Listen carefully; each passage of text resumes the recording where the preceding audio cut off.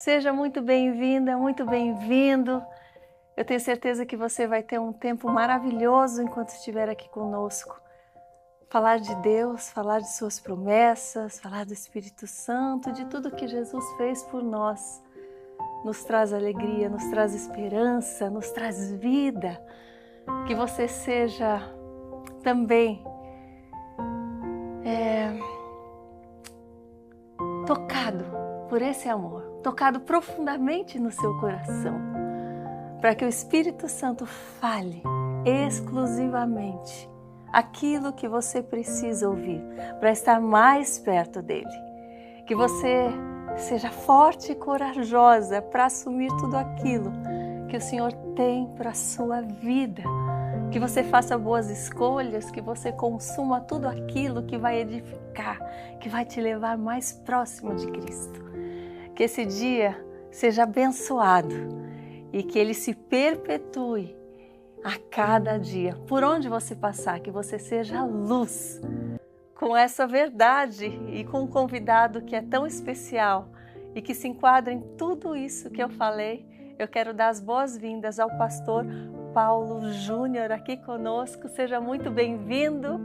Muito obrigado pelo convite, é uma honra e uma alegria estar aqui, podendo compartilhar do amor e do evangelho do nosso Senhor Jesus Cristo. Olha, pastor, eu fico muito feliz de poder aprender com vocês, de acompanhar o seu conteúdo a cada dia, de ver tantas pessoas mais se achegando para conhecer, interessadas em aprender.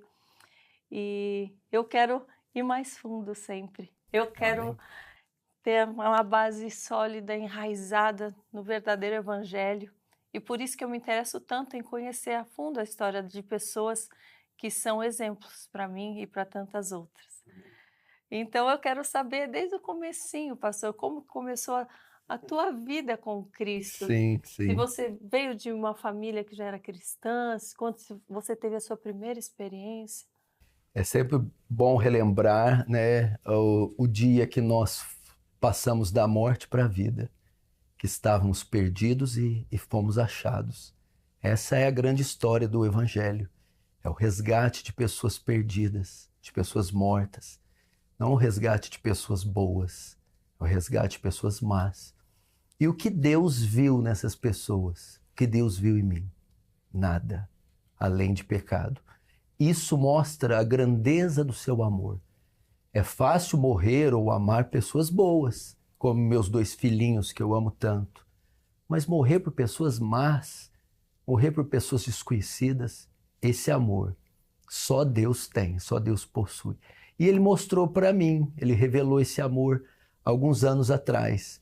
Eu vim de família católica tradicional, tanto do lado da minha mãe como do meu pai, meus avós paternos e maternos também.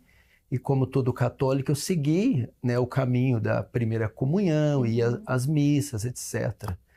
Mas no ano de 1982, que foi um dos anos mais trágicos, o meu pai morre num acidente trágico, ele é eletrocutado.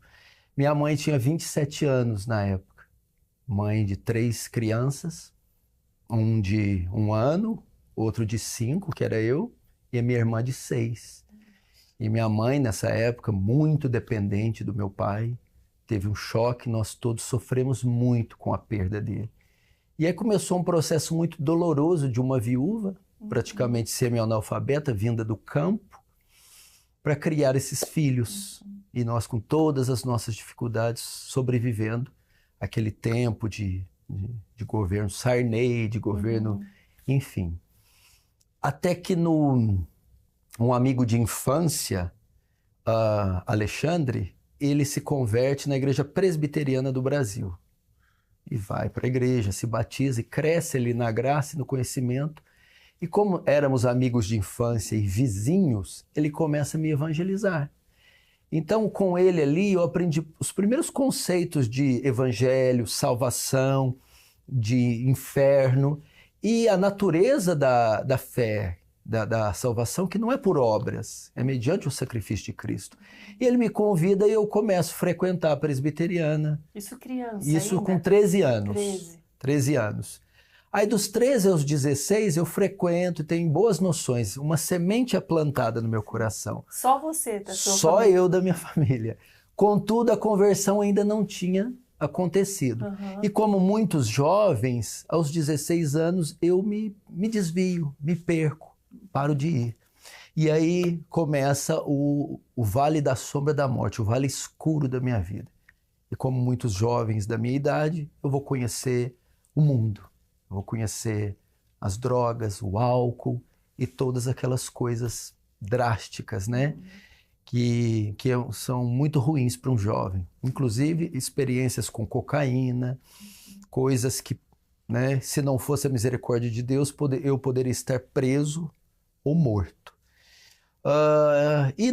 Quando eu completei 23 anos, já ali, saturado de baladas, de drogas, de tudo aquilo que o mundo pode oferecer, porque eu sempre fui muito carismático. Então tinha relação boa com pessoas desde de usuários de droga até pessoas da elite da cidade. Sim, era comunicativo, demais. Então era bem-vindo em todos os lugares. Era festa de segunda a segunda e sem nenhum limite. Até que no dia... Só que a semente do evangelho estava no meu coração, a ponto de muitas vezes voltar dessas baladas de madrugada, quase que amanhecendo, eu me lembro de pensar, se eu morrer agora eu vou para o inferno.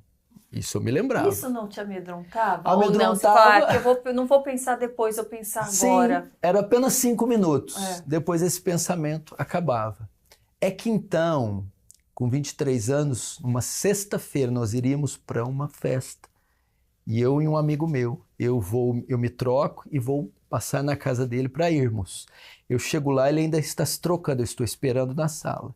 Ele termina de se trocar na sala e eu tinha recebido algumas roupas que um amigo meu dos Estados Unidos trouxe, todo marcas, todo chicoso ali, e aquilo a gente valorizava demais, claro, principalmente o jovem. É que neste momento, enquanto ele se trocava, um fogo, uma coisa divina tão forte tomou meu coração e eu comecei a me contorcer. E eu estava com aquelas roupas de grife e ele sentado na cadeira, eu comecei a pegá-las, olhar e dizer para ele, olha isso aqui não é nada, olha meus valores. E eu disse para ele, eu tô perdido, eu vou pro inferno desse jeito, eu preciso de Cristo, eu preciso voltar para a igreja. Ele olhou assim para mim, não entendendo, o que é isso? Eu preciso, ele disse, se você for, eu vou também. Desse jeito. Uau. Contudo, aquele dia nós ainda saímos, só que eu não me lembro ter visto ninguém, falado com ninguém, eu estava completamente em transe. E eu voltei para casa. Acordei no outro dia, sábado, quem eu fui atrás? Do Alexandre. Alexandre, tem igreja hoje? Calma, tem culto hoje? Tem. Por quê? Calma. Porque eu quero Deus, eu me converti. Então, naquela noite de sexta-feira, eu nasci de novo. Foi a minha estrada de Damasco. Nossa. Aquele dia, todo o meu amor pelo pecado foi-se embora. E tudo que eu ainda não tinha por Cristo, aquele amor gigantesco, nasceu. Então ele me levou à igreja para nunca mais sair. Que bênção, meu Deus. Então, assim, foi um encontro com Deus na sala, não foi em um culto, em uma vigília. Foi com a semente que já tinha sido plantada. Mas ela resolveu germinar aquele dia. E ali foi minha estrada de Damasco. Ali eu caí do cavalo. E eu tive um encontro com Cristo. Ele tirou o meu coração de pedra e me deu um coração de carne. E eu passei a ter a joia mais preciosa da minha vida. Eu me lembro de ter comentado até no podcast que poucas coisas me deram tanto prazer como a cocaína, por exemplo. Eu imaginava que não tinha nada superior àquilo. Era uma coisa de uma...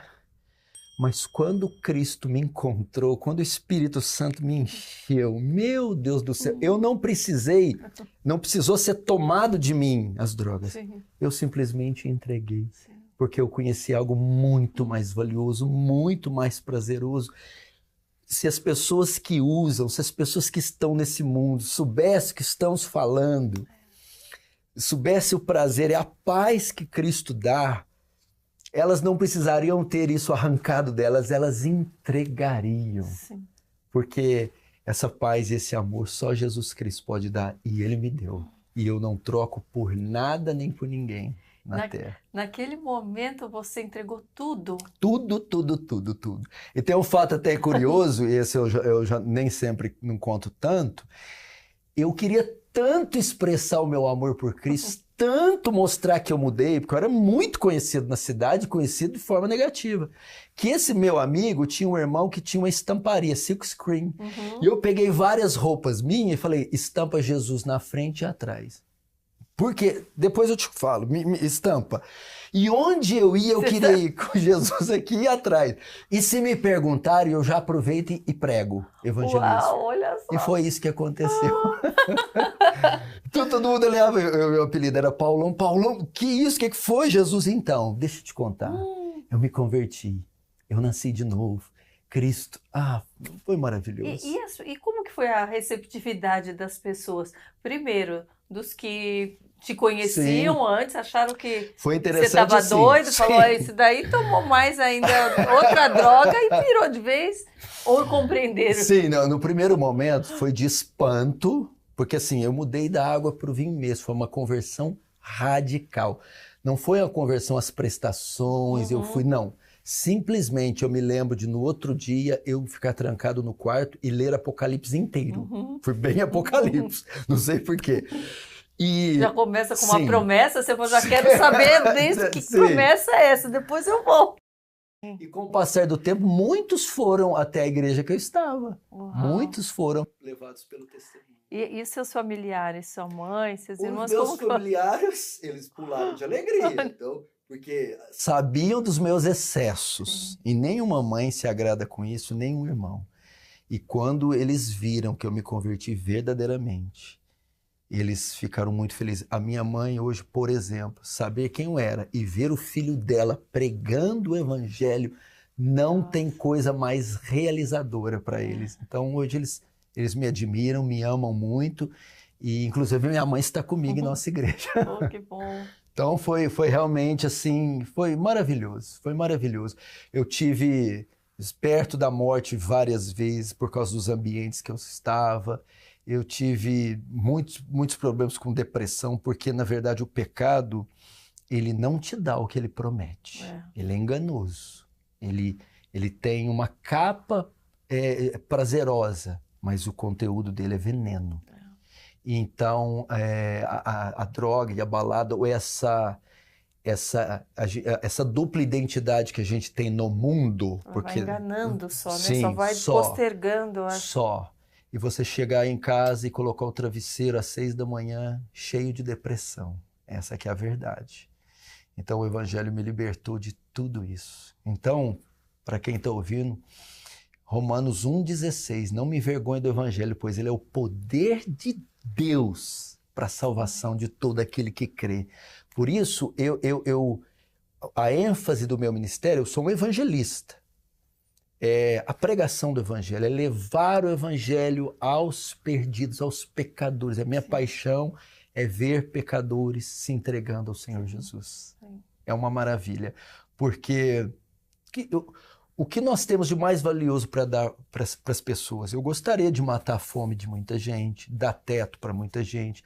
A obra social, ela tem uma importância muito grande, agasalhar o nu, mas não existe necessidade maior nesse mundo do que o Evangelho. Quando eu olho para Brasília, eu olho para a Rússia, eu olho para a Ucrânia, para Cracolândia, eu falo, Deus, o que eu posso fazer para essas pessoas? Levar o Evangelho. Pode ser que eu não consiga matar a fome delas, mas eu posso livrá-las da condenação eterna. Sim. Porque todas essas outras coisas, apesar de benéficas, são limitadas. Limitadas. Podem chegar até um ponto, pode ter um dia que vai faltar comida de novo, exatamente, mas ela vai ter força para permanecer confiando. Ela tendo sim, a base, ela tendo conhecimento, ela tendo a fé. Sim. Ela vai confiar em Cristo, na sua obra, no seu amor. E aqueles que Cristo salva, Karina, ele vai guardá-los, vai preservá-los, vai sustentá-los. Sim. A gente precisava crer mais nisso também, né? Sim. Muita gente tem medo da provisão, né? Sim, eu vejo isso, que muitas pessoas às vezes deixam de entregar a vida e vão entregando um pouquinho, vão testando para ver como que Deus reage, com medo, sendo que devia ser o oposto. Eu fui muito radical também, assim, as pessoas também me julgaram muito, mas eu tinha sido tão intensa em tudo na minha vida também, que eu me propus a fazer, então eu acho que eu fui na mesma Excelente. intensidade. Excelente. E eu vejo quão maravilhoso é. Se pudesse dar mais ainda, eu daria. Glória a Deus. Glória a Deus. Então, eu tenho esse sentimento de um alerta para as pessoas. As pessoas ficam com medo, mas eu vou ter que deixar de beber, mas eu vou ter que deixar. Eu falei, olha, quando você se aproximar de Cristo, quando você se aproximar e ter a presença dele, você sentir o que é isso, de fato, você é aquilo que você falou, não vou querer outra coisa. Exato. A gente não sente falta, porque é algo incomparável, não dá para pôr na mesma balança. E quando você falou da intensidade, eu creio, gente, que nosso Deus não merece menos do que isso, menos que todo o nosso ser. Deus não nos quer pelas metades, espírito, corpo e alma. E você falou o mesmo pensamento. Se eu servir as trevas com toda essa intensidade, agora eu não vou servir o Rei dos Reis, o Senhor dos Senhores, aquele que por mim morreu. Tudo que eu puder fazer por ele ainda é pouco, comparado ao que ele fez por mim. Agora, quanto a Deus nos guardar, nos suprir, para que o medo? Romanos diz, aquele que nem mesmo o seu próprio filho poupou, antes entregou por todos nós, como não nos dará juntamente com ele todas as coisas? O que Paulo está te dizendo é assim, ó, se Deus fez o mais difícil, que é dar o filho, não vai fazer o mais fácil agora, que é dar emprego, saúde, roupa. Então é confiar nesse Deus, nesse Pai amoroso. Minha caminhada cristã, quando eu me converti, eu posso dizer que eu entrei com a mão na frente e outra atrás, sem nada, até porque o pecado consumiu tudo que eu tinha. Você já estava trabalhando nessa época? Eu estava, mas estava bem ruim, bem fracassado e bem, enfim. Mas com dificuldade, com dívidas, com problemas, enfim, meu Deus. Mas fui para a igreja e entreguei tudo. Eu queria Cristo, não me importava o custo que eu ia ter. Mas eu fui vendo a fidelidade de Deus. Eu me lembro de um texto que mais me marcou no início, buscai o Senhor e a sua justiça, e todas as demais coisas serão acrescentadas. Eu decidi acreditar nesse texto. E eu fui vendo o Senhor acrescentando. E hoje me tornei um pastor, um escritor, marido, pai de filhos maravilhosos. Meu Deus, sem nunca ter precisado dar ênfase nisso, em riqueza, em fama, nada disso. É como se Deus dissesse, cuida das minhas coisas, que eu cuido das suas. E eu tenho visto isso a cada dia, a provisão de Deus, o amor de Deus a cada dia. Então... E depois da conversão, qual foi o momento de deserto que o senhor passou? Porque sempre há aquele momento de provação, né? Em cada etapa, e não é um momento, mas que você... que vem à sua mente, assim, que foi mais difícil, que você teve que perseverar mais. Sim, todo cristão genuíno, ele vai passar por provações. Eu até preguei isso domingo em nossa igreja. Eu disse, irmãos, não tente evitar a provação, ela virá. Aguenta firme. Sim, aprenda como lidar, como passar, né? Mas de tantas que eu poderia dizer... foram as perseguições que eu sofri.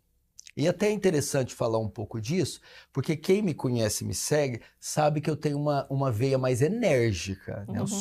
Eu tenho algumas pregações agressivas, né? Aí as pessoas perguntam às vezes, Pastor Paulo, mas por que o senhor grita daquele jeito? Por que o senhor às vezes denuncia? E é bom ter uma oportunidade de falar. A gente entende que Deus dividiu ministérios. Você vê em Efésios 5, evangelista, pastor, apóstolo, mestre, doutor, e assim por diante. Você vê no Antigo Testamento, Deus enviando os profetas. Você vê apóstolos como João, que diz filhinhos. E você vê João Batista, que não usou tanto filhinhos. Quem era mais de Deus? tanto um quanto o outro, mas eram funções diferentes. Sim.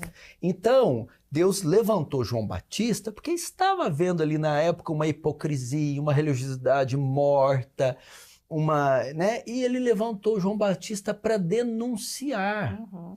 E o Senhor disse, os de nascido de mulher não tem ninguém maior que João Batista. Então, eu gostaria que às vezes as pessoas entendessem o meu chamado. Uhum. Eu tenho chamado às vezes de denunciar o erro, né? Nós temos que falar do amor, temos que falar do evangelho. A maioria das minhas pregações são do evangelho, é que muita gente gosta de fazer esses recortezinhos polêmicos.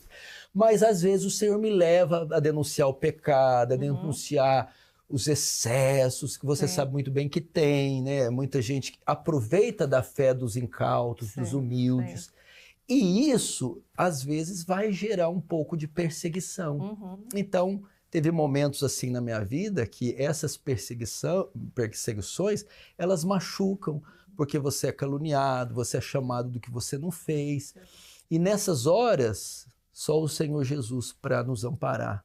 O Senhor Jesus mostrar o seu amor e dizer que você está no caminho, continue. Isso. E eu me lembro que uma das maneiras de eu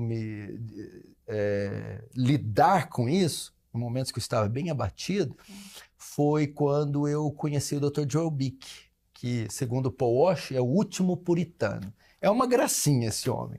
Ele vem muito à nossa igreja. Se um dia eu puder até combinar um podcast com ele aqui, eu consigo fazer a ponte. É um doce de pessoa, é uma das figuras mais graciosas que eu conheci na minha vida. E quando estávamos pregando em uma conferência juntos, e eu passando por esse processo de perseguição, essa coisa toda, conversando com ele no jantar, e desabafei um pouco com ele. Ele pegou no meu braço e com a voz paternal, disse: Paulo, quando Deus usa muito um homem, ou uma mulher, ele vai fazer dele 1000 pedaços. Fique em paz, você está no caminho certo. Aquilo me deu um alívio, porque às vezes você pensa, não, vai ser só mar de rosas. Sim, não é que a gente sabe que não é. Mas quando acontece com a gente vai dar tudo certo, as portas vão se abrir, todo mundo vai gostar de você. Não, não vai. Você vai ter oposição. Aliás, quando você se destaca muito, você vai ter oposição. E aquilo me confortou, dizendo, não, esse é o caminho. Deixa Deus me lapidar, me quebrar meu orgulho, me deixar humilde, mostrar que é Ele que tem que receber a glória e não eu.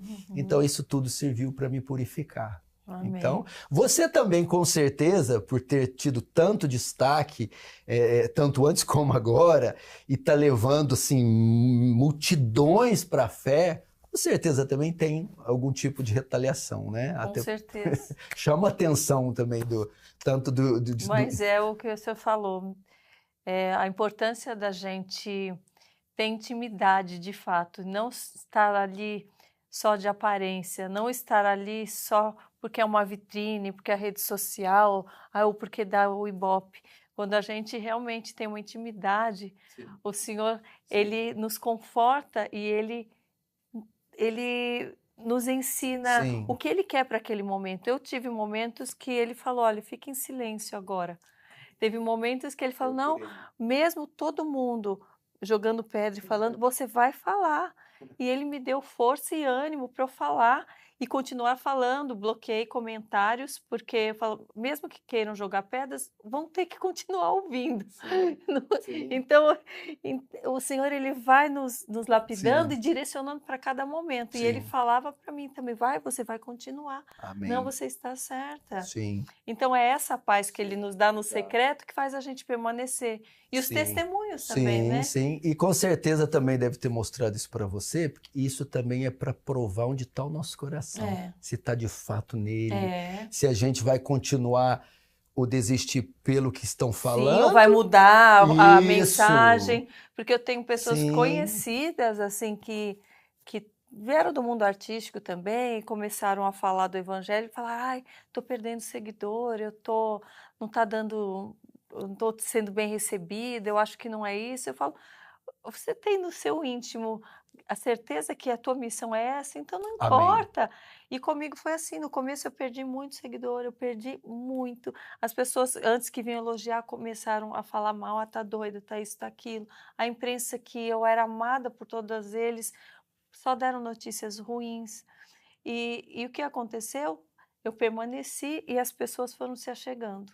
E foram se achegando, e o Senhor foi colocando pessoas de Deus no meu caminho, me alertando, me amparando em oração, eh, sabe? E me alertando e falando: "Ah, Karina, fica firme, é isso mesmo, isso era esperado". Então, o cuidado de Deus para quem está ali nos pés dele todo dia não tem igual. Então, é isso que faz a gente permanecer agora até a eternidade. E nos faz humildes também, né? É, Porque quando a nossa bolinha está muito alta, é, o Senhor, por amor, porque nos ama, é. Ele usa essas situações para Sim, para o baixar. nosso ego não. Maravilhoso. Eu agradeço a Deus todas as vezes que É, Ele fez isso. Eu amo demais Ele ter feito isso, porque é muito bom. Nós não somos, Karina, nós não somos a estrela principal. É é, Cristo, é Jesus, é, e Ele que tem que brilhar. E glória a Deus por Ele é. estar permitindo Sim, nós sermos usados é, para Ele é, brilhar. é, Que honra é essa? é, Né? Somos esse pedestal onde a luz dele brilha. E é. eu quero continuar sendo pedestal e deixar ele brilhar. É, Né? No céu de Jesus, ele é a estrela máxima, gente. Ele é o sim. sol da justiça. E que nós sejamos instrumentos onde essa luz possa refletir, né? Amém. Isso é maravilhoso, maravilhoso. Pastor, nos dias de hoje, o que que você acha que mais tem afastado as pessoas de conhecer a verdade? São as igrejas que não estão pregando a verdade, estão passando pano naquilo que é para a gente deixar para trás, no que é pecado, ou é a própria, O indivíduo. é o indivíduo, o mundo como está, as alternativas?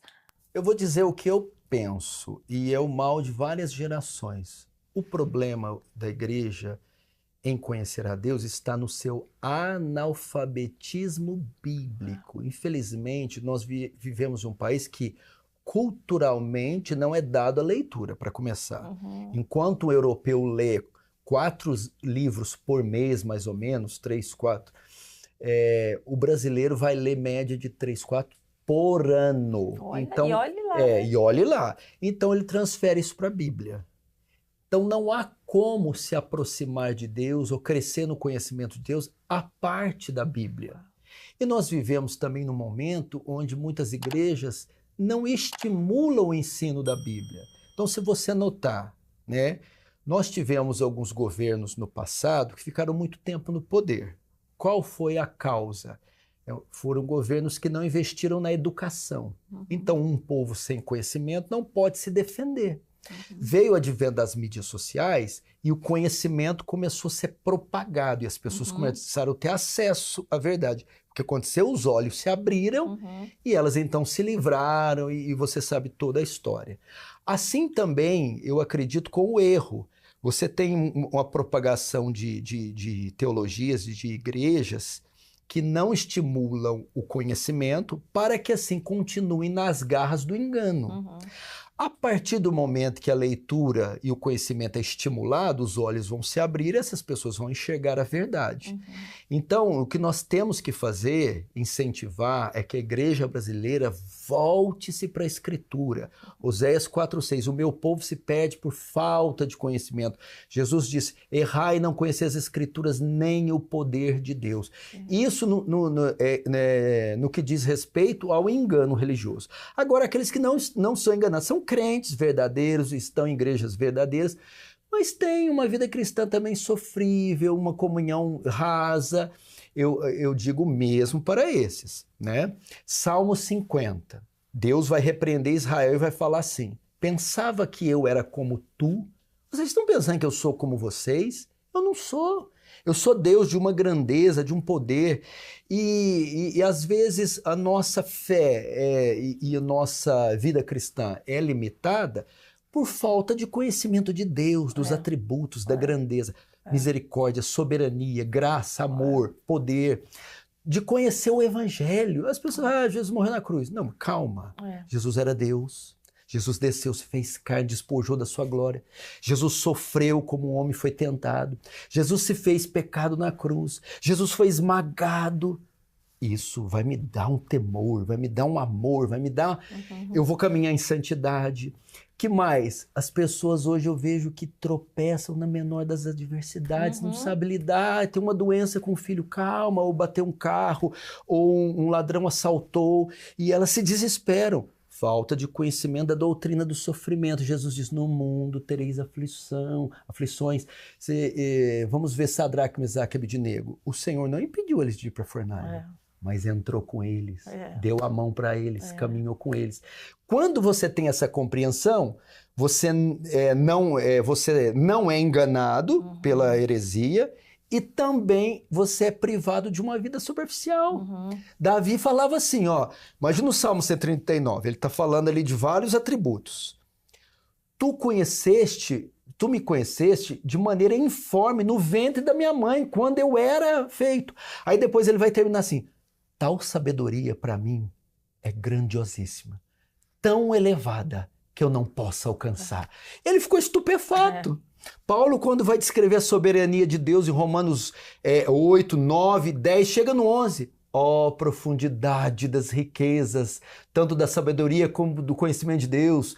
Quem conheceu a mente do Senhor, quem primeiro deu a ele para que depois possa retribuir, porque dele, por ele e para ele. Paulo encerra com um cântico, fala, não tem outra coisa a fazer que eu tenho que louvar. Tão maravilhado que ele ficou. Então eu acredito que o conhecimento vai para a Bíblia, gente, que vocês não erram. Tem alguma passagem na Bíblia que você gostaria de ter vivenciado? Estar lá naquele momento? Ah, tá. Nossa, irmã, eu vou te dizer, eu sou meio bobo, né? Eu sou igual uma criança. Primeiro eu queria estar em um daqueles evangelhos. E eu gostaria de estar, com certeza, em alguma passagem que Jesus esteve. Então, talvez, não sei, no Monte da Transfiguração, no Sermão do Monte. Vendo Jesus dizer, bem-aventurados que choram. Eu pensei nisso. Meu Deus! Nossa Senhora! Eu nem sei que maravilha seria estar ali, ver Jesus e estar com Jesus. Meu Deus! Mas acredito que estar nos evangelhos, no Sermão do Monte, vendo ele pronunciar aquelas palavras, não teria nada igual estar com o nosso Senhor. Ainda bem que um dia estaremos com ele. E até bom, vou usar um parênteses para falar do pastor Eurípides. Se o pastor Eurípides estiver ouvindo, foi um dos primeiros pastores que eu tive, um dos homens mais simples e humildes. Talvez ele nem lembre disso. Ele dizia para mim, olha, se você quiser me achar no céu, procura Jesus. Por quê, pastor? Porque eu vou estar coladinha no pescoço dele. Que coisa linda. Vai ter gente pendurada ali. E eu acho que eu vou ser um também dos pretendentes para isso. Então, Jesus é tudo. Eu gostaria de estar nessa passagem. E você, conta a sua. Também. Eu gostaria de estar em vários momentos, mas eu acho que gerar Jesus, estar no lugar de Maria, nossa, seria bem-aventurado, né? Incrível, né? Muito bem escolhido. Mas pela minha personalidade também, eu viveria à frente de diversas batalhas também. Eu me poria ali na frente e falei, vamos lá. Amém, amém. Precisamos de gente assim. Eu tenho a mansidão, acho que o Senhor me dá, mas a força está aqui, assim, se preciso eu vou lá na frente e para guerrear mesmo. Amém. Glória a Deus. Como foi a sua jornada de conhecimento, pastor? Desde o princípio você já entendia a Bíblia? Você começou a ler e já foi tendo as revelações do Espírito Santo? Sim.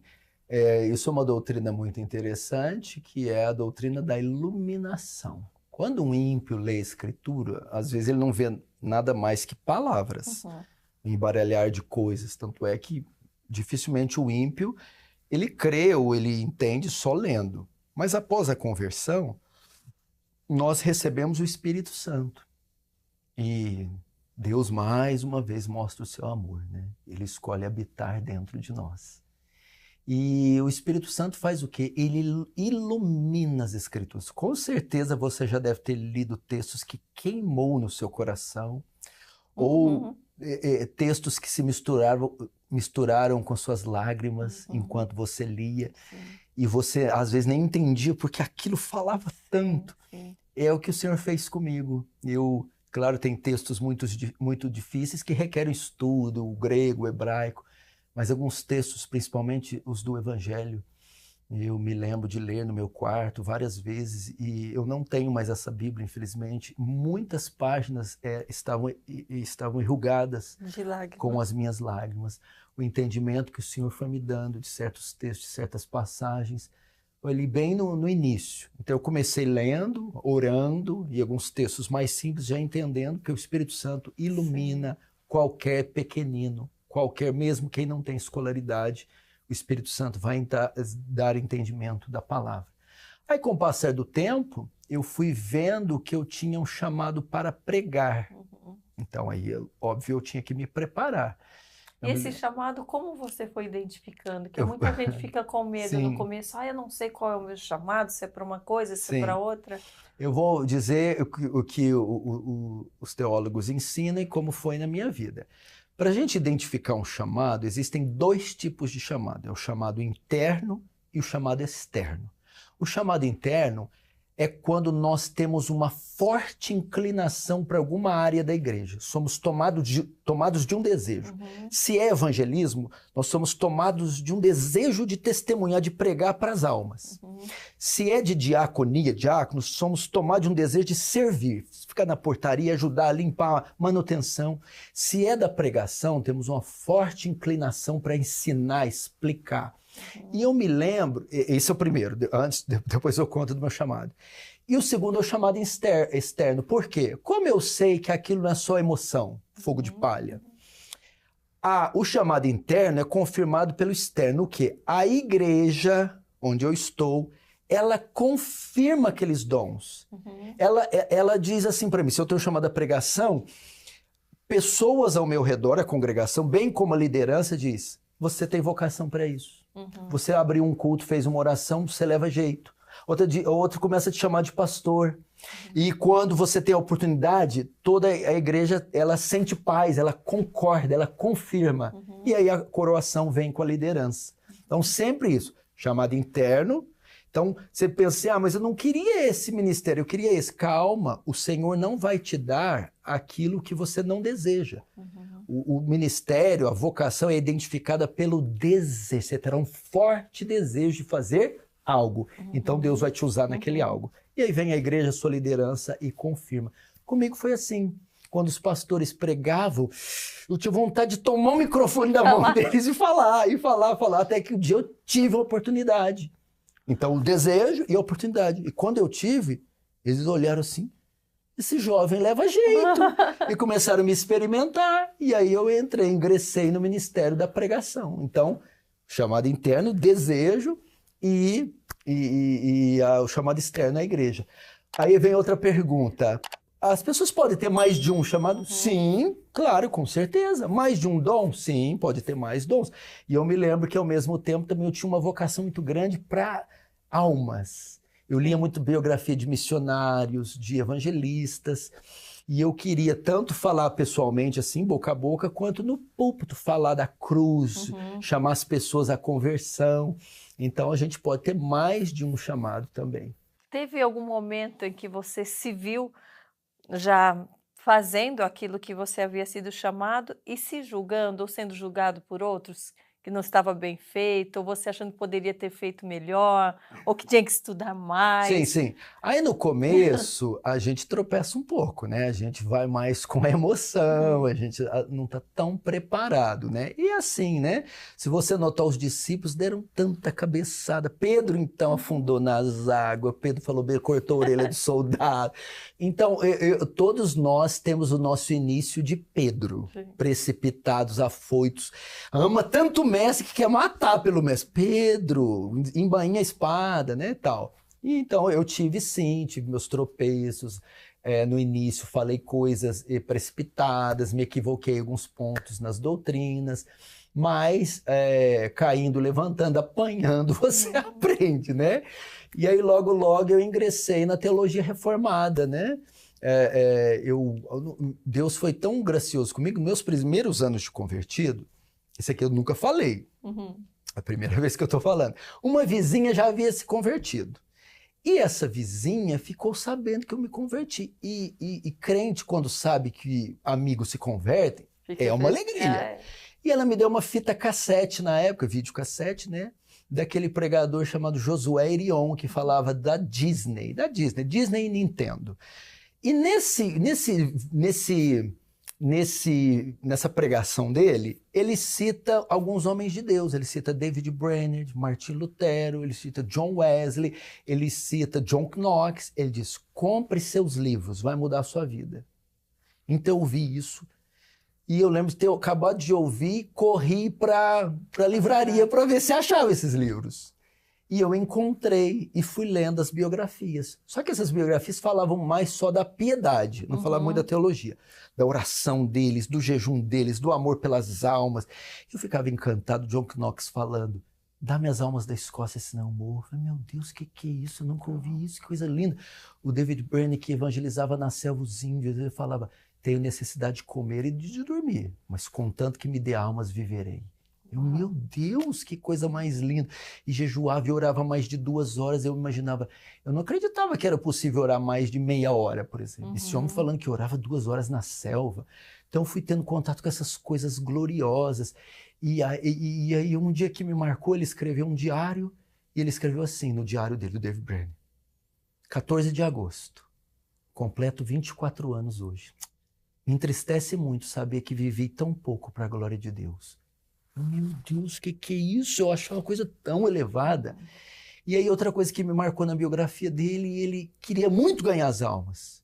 Um dos primeiros motivos da gente ganhar almas é por amor a elas, por vê-las salva. Esse era o segundo motivo dele. O primeiro era outro, que eu nunca tinha visto ninguém dizer. Ele, Senhor, eu quero ganhá-las porque elas não te dão glória. Elas blasfemam de ti. Então o maior desejo dele em ganhá-las é para que, sendo salvas, elas iriam glorificar Deus. Meu Deus, isso elevou tanto o meu entendimento. É verdade, eu quero que São Paulo se converta para São Paulo glorificar a Deus, amar a Deus. Então isso foi muito bom.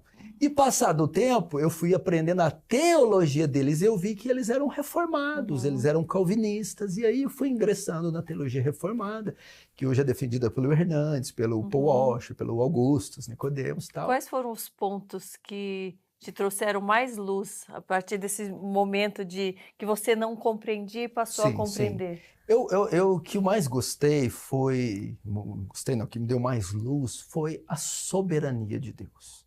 Porque antes eu entendia assim 2 coisas. Está tudo na mão do homem e esse mundo está desgovernado. Deus, eu não sei o que Deus está fazendo, porque, meu Deus, é só maldade tudo. Aí eu compreendi a soberania de Deus, principalmente lendo um livro, quem está ouvindo vai querer comprar, do A.W. Pink, sobre Deus soberano. Ele ensina, não há uma partícula de poeira andando aqui no ar que Deus não governe. Falei, uau, eu achei isso o máximo. Deus não está no trono roendo unhas com só medo. Olhando assim. Ai, o que vai acontecer? Não, Deus tem o controle de tudo. E isso me deu muita paz. Porque esse Deus que tem o controle de tudo está do nosso lado. Sim. Nos chama de filhos, a quem nós chamamos de pai. Então não é bom você saber assim, ó, olha aqui nessa casa, quem manda e desmanda é o fulano, sou João. Ah, tá. E o que tem, Karina? Ele é meu pai. Significa que o que quer que ele faça, mesmo que eu não entenda, ele fará para o meu bem. Porque um pai não pode fazer mal ao seu filho. Deus é assim. Será que é uma compreensão, né, da parte da Bíblia que se diz, o mundo jaz no maligno. Daí as pessoas acham que se o maligno está no mundo, que Deus está de braços cruzados. Sim. Que é ele que está o dominador, o todo-poderoso, que agora ele é que domina. Não é? Eu acho que é um pouco esse entendimento distorcido. O mundo jaz no maligno sob a permissão de Deus, não fora do controle de Deus. Vamos lembrar de Jó. Olha, viste meu servo Jó, Naomi como ele, tal. Aí o diabo, Ele claro, está, mas não é mais poderoso do não que é. Deus, jamais. É isso Aí o diabo fala para Deus, claro, você cerca ele de bens, tira tudo dele. Aí Deus fala assim, vai, toque em tudo dele. Mas, olha o mas, não tira a vida. Pôs um limite para o diabo, daqui você não passa. Pergunta se o diabo passou. Não passou. Então, se a gente crê nisso, a gente vai ter paz. O diabo atua, mas ele tem limites, Sim. né? E o limite está de acordo com os nossos pecados, com as nossas legalidades? É aí que... Aí entra um pouco do que nós temos liberdade para tomar nossas decisões e elas geram consequências, ok? Então, muitas vezes nós caçamos o problema, nós procuramos o problema. O pecado realmente, ele abre porta. O que ele falou para Caim? Deus preparou tudo aquilo lá. Não, não, não. Caim, por que descaiu o seu semblante? O pecado jaz à porta. E o teu desejo deve ser sobre ele, compete a ti dominá-lo. Então, deixou na mão de Caim. Entendeu? Caim, se você resistir, você vai ser livre. Mas Caim não resistiu. Aí caiu. Caim caiu. Caiu. Por que tantos cristãos estão caindo? Tantos pastores estão caindo? Karina, a gente pode usar a metáfora de Pedro, que é muito simples. Pedro, ele também caiu, na verdade, ele afundou. É uma resposta, apesar de profundo, simples. Ele deixou de olhar para Jesus. Estava tão bem, caminhando com Jesus, mesmo trovões, raios, mares, andando por sobre as águas. Como que pode? Ele tirou os olhos de Jesus. Isso serve não só para esses que caiu, mas para nós que estamos de pé. Não tirem os olhos de Jesus. Hebreus vai narrar, está passando um momento de provações. Aí ele cita os heróis da fé no 11, Moisés, Sansão, Davi. Aí ele diz, olhando para o autor e consumador da fé. Se vocês tirarem os olhos de Jesus, o que está acontecendo nessas pessoas? Tiraram os olhos de Jesus, colocaram na fama, colocaram no dinheiro, colocaram em si mesmas. Muitos deles, se você notar, eles se colocaram acima de Jesus. A palavra deles é que é a última, é que é infalível, o ministério deles e eles. Não tira os olhos de Jesus. É como se Jesus, ele é a força que nos mantém de pé. De modo que se eu tiver com os olhos fixos e se eu estiver caminhando na dependência dele, eu sempre estarei de pé. Se eu tirar os olhos dele, eu vou cair. Então essas pessoas estão perdendo a sua simplicidade, estão perdendo a sua dependência de Deus, a sua fé. Esse é o perigo é como aquela criança que cresce, eu não quero mais meus pais. Nós vamos ser eternas crianças, em um sentido, sempre dependentes do nosso pai. Karina, João 15, Jesus fala assim, sem mim nada podeis fazer. Nós não podemos. O Porsche fala uma frase extraordinária. Antes, eu achava que eu precisava da graça de Deus para pregar. Hoje eu preciso da graça de Deus para amarrar meus sapatos. Porque sem ela nem isso eu consigo fazer. Nós temos que ter esse entendimento. Hoje eu costumo, todos os dias, quando eu acordo, a hora que eu me dou conta que eu acordei, eu falo, glória a Deus. Porque se o Senhor não quisesse, nem isso aconteceria. Quando eu sinto que o ar entrou nos meus pulmões, que meu coração está batendo, eu agradeço a Deus. Porque eu digo, Deus, eu não tenho, nem isso eu tenho condição de fazer sem o Senhor. Nem isso. Então eu agradeço sim, só por abrir os meus olhos. Então que nós nunca venhamos tirar os olhos do nosso Jesus, que é quem nos mantém de pé, que é quem não nos deixa cair. Você acha que está chegando perto, pastor, do momento em que nós aqui no Brasil vamos estar sendo realmente tolhidos de ouvir a palavra de Deus? Quando nós olhamos para a história da igreja, Karina, todos os nossos irmãos antes de nós foram perseguidos. Haja visto o primeiro século do Coliseu Romano, que foi um horror. E quem era comido, mastigado pelos leões eram os cristãos. Entretanto, foi o período que a Igreja de Cristo mais cresceu, um dos períodos que mais cresceu, ao ponto de um dos pais da igreja dizer que o sangue dos mártires é semente da igreja. Cada um que vocês matam, 2, 10, 20 se convertem. Eu acredito que a perseguição fez parte da história da igreja em todas as eras e que a igreja brasileira ainda não experimentou uma perseguição que parece, olhando para o nosso cenário, aponta para uma fechada de cerco e o principal alvo é a igreja, que ela é a pedra de tropeço para governos, para ideologias, para sistemas, porque ela é conservadora nos seus costumes, ela é cristã, ela tem uma ética tradicional de casamento hétero, de família, o pai, a mãe e a sua descendência. Enfim, nós temos valores absolutos em um mundo relativo, né? Jesus não disse eu sou o.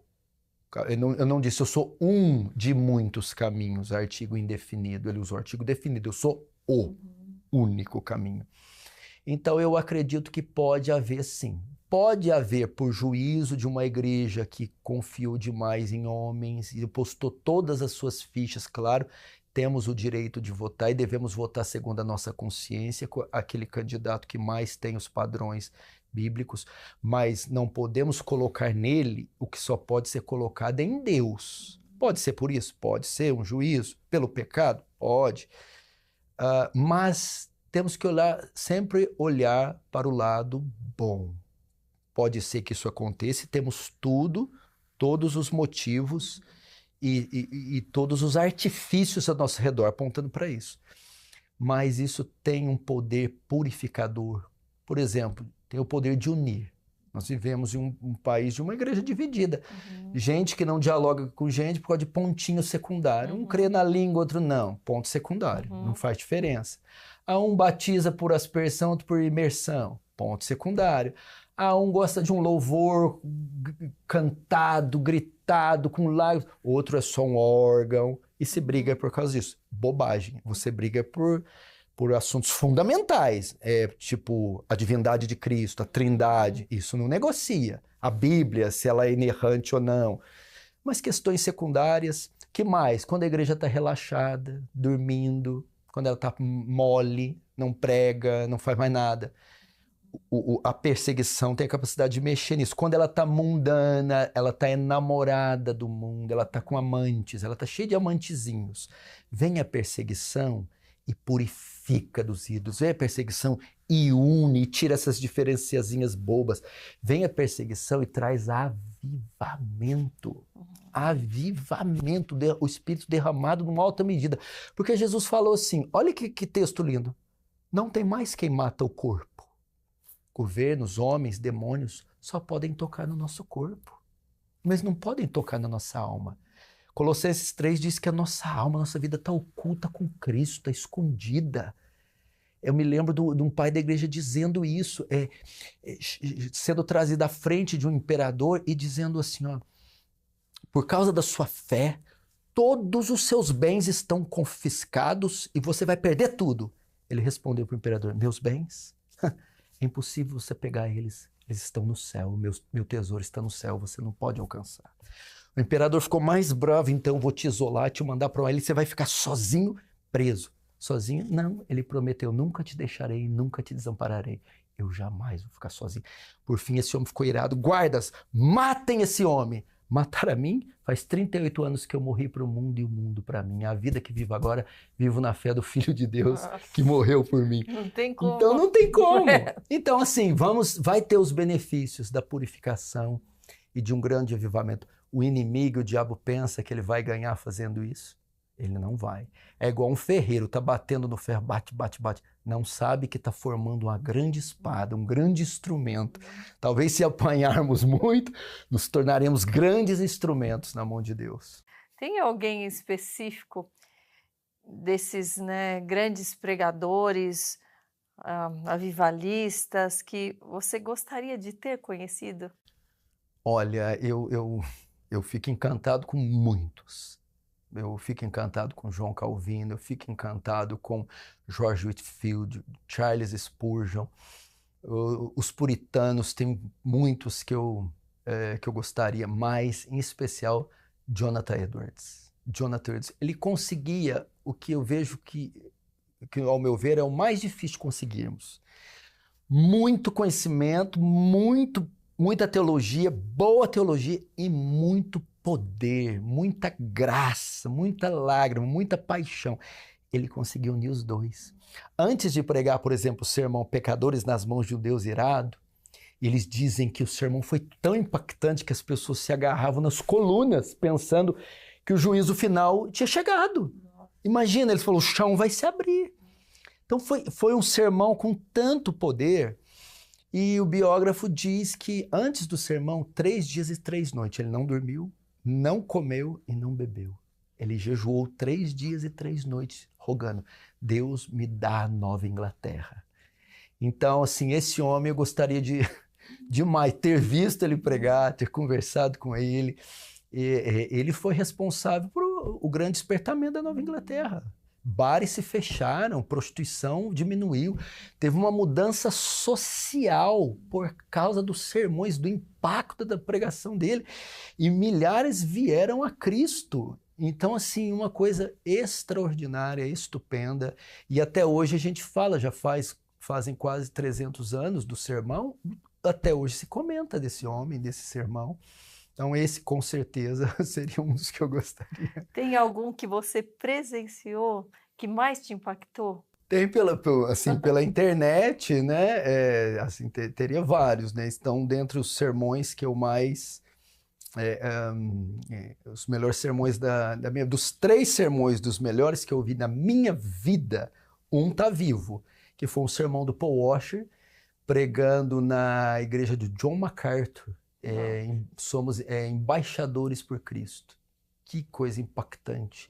É chorar do começo ao fim, é glorioso. E em uma certa hora... Eu vou anotar aí para assistir. Pode assistir. E o ápice do sermão, ele está contando sobre Cristo, que ele pagou pelos pecados numa universidade. E um jovem se levanta. Como você pode dizer uma besteira dessa? Como um homem só, morrendo, pode pagar pelo pecado de uma multidão de milhões de homens? Aí o Porsche, senta aí, garoto, e diz, é que do lado está uma multidão de pecadores, mas do outro está um homem sem pecado, um homem perfeito, que você colocar na balança as estrelas, o sol, a lua, os oceanos, os mares, os anjos de um lado, e colocar ele do outro, ele vai pesar mais, porque não há ninguém tão grande quanto ele. Por isso eu creio que ele pagou por todos os pecados. Então isso aí é maravilhoso nesse sermão. Eu recomendo vocês verem Embaixadores por Cristo, Embaixadores de Cristo. E das experiências que você tem vivido com Cristo, qual te marcou mais até hoje? Outra coisa que eu também nunca contei, mas eu acho importante, porque a gente tem que tomar cuidado para não viver os extremos. Sim. Temos de um lado uma igreja que dá ênfase demais nas experiências e se torna quase que mística. Mas do outro, que é só teologia, só exegese, e às vezes acaba rejeitando a parte espiritual. Não, a nossa fé é sobrenatural. Deus nos deu poder. Quem habita em nós não é o mesmo Espírito que abaixa em outros, né? É o Espírito de Deus que está em nós. Então, assim, ele, pela misericórdia de Deus, me permitiu ter muitas experiências, não foram poucas, não. Eu pude fazer alguns jejuns, porque pela graça de Deus ele me concedeu fortes. Eu pude ter momentos de oração e orar horas e horas ininterruptamente, conduzido pela graça de Deus.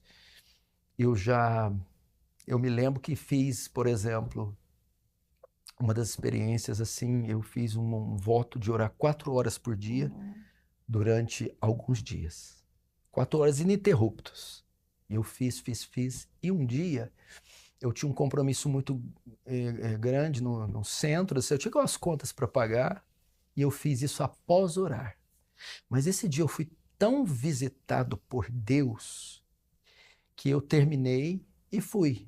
E entrei, o local que eu ia pagar a conta era em um calçadão. Estava lotado de pessoas. Quando eu entrei, eu me lembro de parecer que eu estava andando a um palmo do chão, flutuando. E essas pessoas todas na minha frente estavam como embaçadas, como, né? E eu me lembro de olhar assim e dizer, quem são essas pessoas? Onde eu estou? Aquele sentimento assim, eu não sou daqui, eu não sou desse mundo. Então um negócio mas tão glorioso, eu estava tão cheio do Espírito Santo, e Deus me concedeu por alguns segundos, não sei se eram segundos ou minutos, a experiência, você não é daqui, você não é desse mundo. Coisas assim. E uma outra muito grande, eu estava em um jejum muito, muito longo, muito mesmo, só com água. De quantos dias? Já que você perguntou, de 30 dias. 30 dias. Sim. E eu me lembro que pessoal, eu só estou falando isso porque ela está perguntando, eu não quero me gloriar, por favor. Sim. Foi indo num processo, pastor, ou foi uma decisão? Processo. Com certeza. Vem com o exercício. Sim. Vem com o caminhar com Deus durante os anos. Sim. E no 18º, eu estava na minha casa, solteiro, morando com a minha mãe, e acordei às 3 da manhã para orar. E ali, né, debilitado, mas cheio de entusiasmo, e orando, e um dos meus grandes pedidos, eu queria ter uma experiência, eu queria ter um encontro com Deus. E aí, orando, na cabeceira da cama e a janela ao meu lado. Eu me lembro que essas coisas, elas são muito pessoais, elas não servem de regra, ela é uma experiência pessoal. Eu me lembro que do meu lado apareceu, eu tive um reflexo de um Cristo enorme, branco, iluminando, vindo ao meu encontro. Não sei se foi milésimo, se foi centésimo, foi segundo.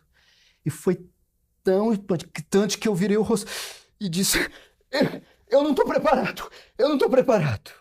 E aquilo se foi. Mas é como se fosse o máximo que eu pudesse suportar daquilo que eu estava pedindo. Mas foi tão glorioso, tão espantoso, eu não sei dizer o que aconteceu comigo. Eu só sei que aquela noite eu não consegui mais dormir e foi algo assim que eu jamais me esquecerei. É importante eu falar também, porque muitos acham que é besteira o jejum, outros que é exagero, que não precisa tanto, que vai debilitar demais. Como que você é direcionado nos momentos, né, para você fazer o jejum? Você toma decisões levadas pelo Espírito Santo por uma causa específica? Ótimo. Períodos? Sim, ótimo. O jejum, ele deve ser feito peelo menos esses 2 pontos que você colocou. Primeiro, por necessidades especiais. Jesus disse assim, os fariseus exortaram os discípulos de Jesus dizendo, seus discípulos não jejuam como os de João? Jesus responde, pode os amigos do noivo jejuar enquanto o noivo está presente? Haverá um dia que o noivo será tirado, então jejuarão. Então Jesus está mostrando ali, agora não há necessidade, eles estão comigo, é alegria, milagre, multiplicação de pães, eu protejo eles. Mas quando eu for tirado, vai haver perseguição. Então Jesus mostra um ponto para fazermos o jejum, em momentos de calamidade e tristeza. Por exemplo, você tem um filho que ama alguma coisa e ele é diagnosticado com uma doença, ou sofre um acidente, vai ser internado. E o médico diz, é grave. Eu vou jejuar pela recuperação do meu filho. Por quê?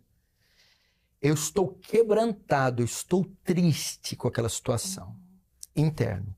Como eu demonstro a minha condição interna, externamente, no ato de jejuar, eu expresso a condição do meu coração. Senhor, durante 3 dias eu vou me afastar de comer, estarei orando, pedindo a recuperação, um milagre na vida do meu filho. Então essas são condições ideais para a gente jejuar.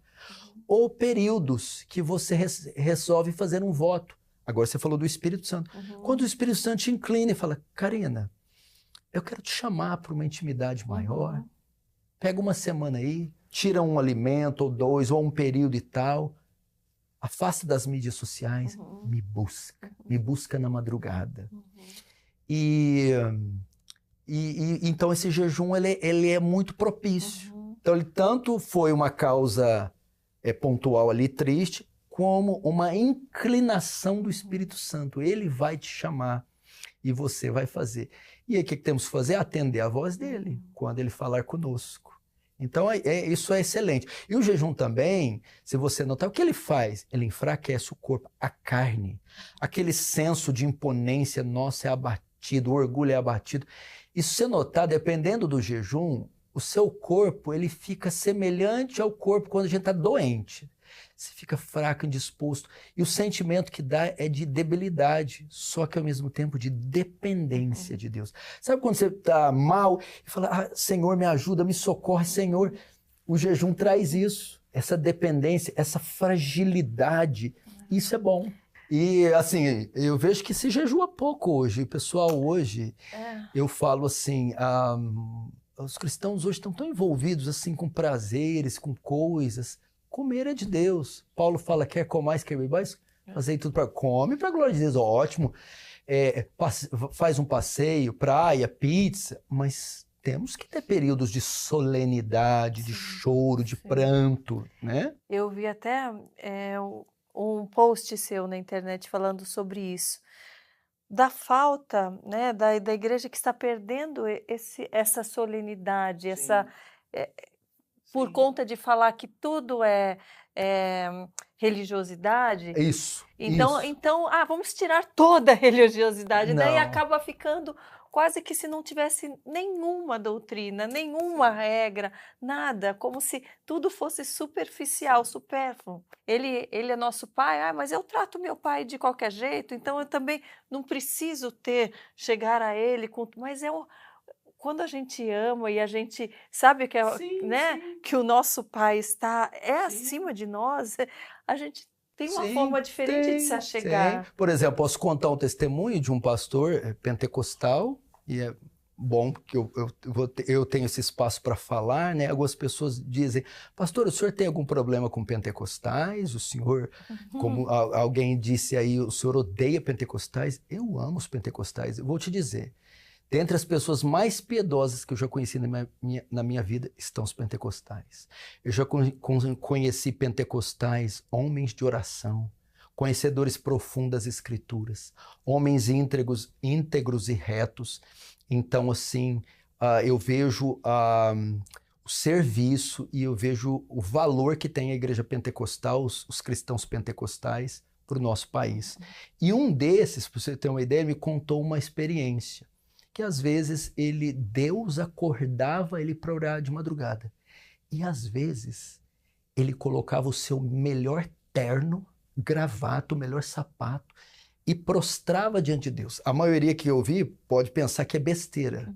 Sim, eu sei que o negócio não está na roupa, mas aquele homem sentia, eu estou diante do rei e eu quero colocar a minha melhor roupa. Então ele orava dessa maneira. Então, por favor, os críticos, me entendam. Eu não estou dizendo que o problema está na roupa. Que tem que orar de terno na madrugada, mas é a devoção dele, a forma de se apresentar a Cristo. Sim, ele queria mostrar uma solenidade, e foi só aquele dia. Sim. E eu achei muito bonito isso. Sim. Pastor, eu estou vendo aqui os seus livros, né? Que me chamou a atenção. Esse aqui, ó. Sim. O perfil do verdadeiro cristão. Sim. Né?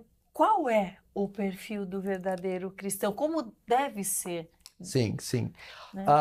Muito, muito boa essa pergunta, porque esse livro, quando eu escrevi, traça as marcas, as características do verdadeiro cristão. Porque hoje a igreja cresceu. Nós temos quase 60 milhões de evangélicos e as mais diversas denominações. Mas será que todos aqueles que carregam o título de cristão são de fato cristãos? Então isso é muito importante. Sim.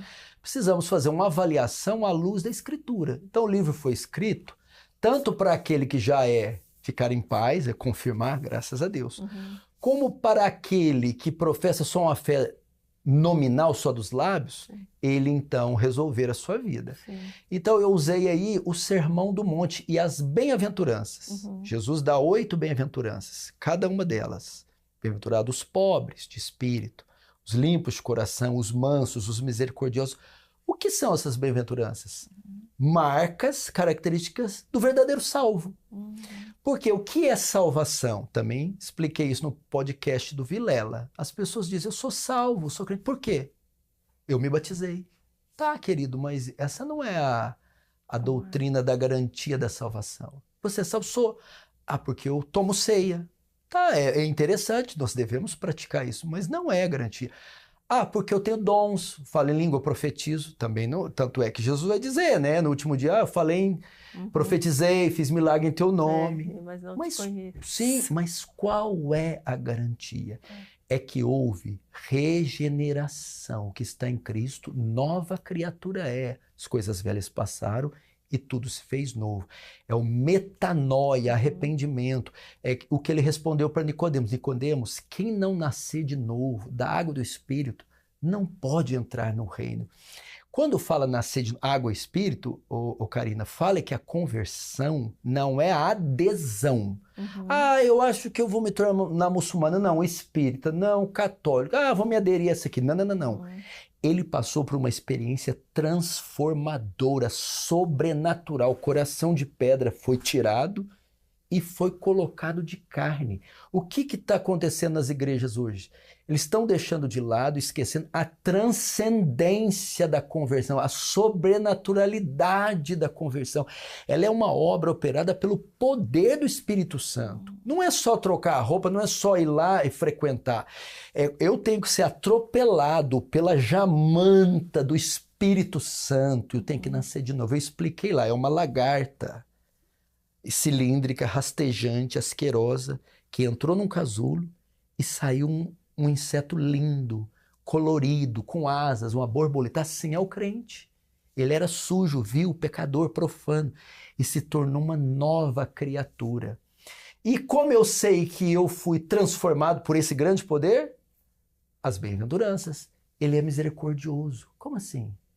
Ele se compadece da dor alheia. Antes o ímpio bate a porta na cara, não se preocupa. Ah, que morram. Hoje não, eu vejo um noticiário e me compadeço. Eu vejo minha família sofrendo, me compadeço.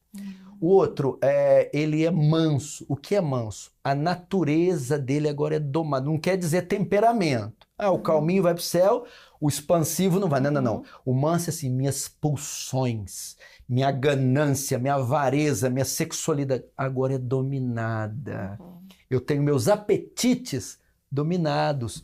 O puro de coração fala de santidade, fala, mas mais que isso, ele não tem lealdades competindo. O que é isso? Antigamente era Deus e mais um monte de ídolos brigando.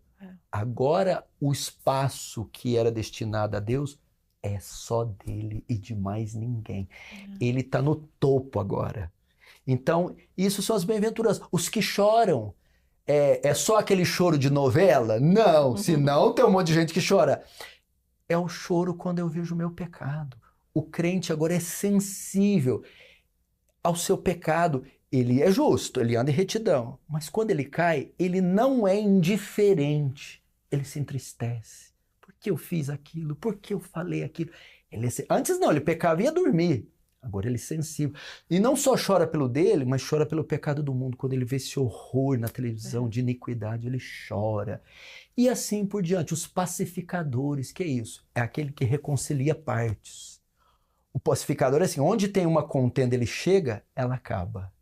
E se a paz está onde ele está, ele a preserva.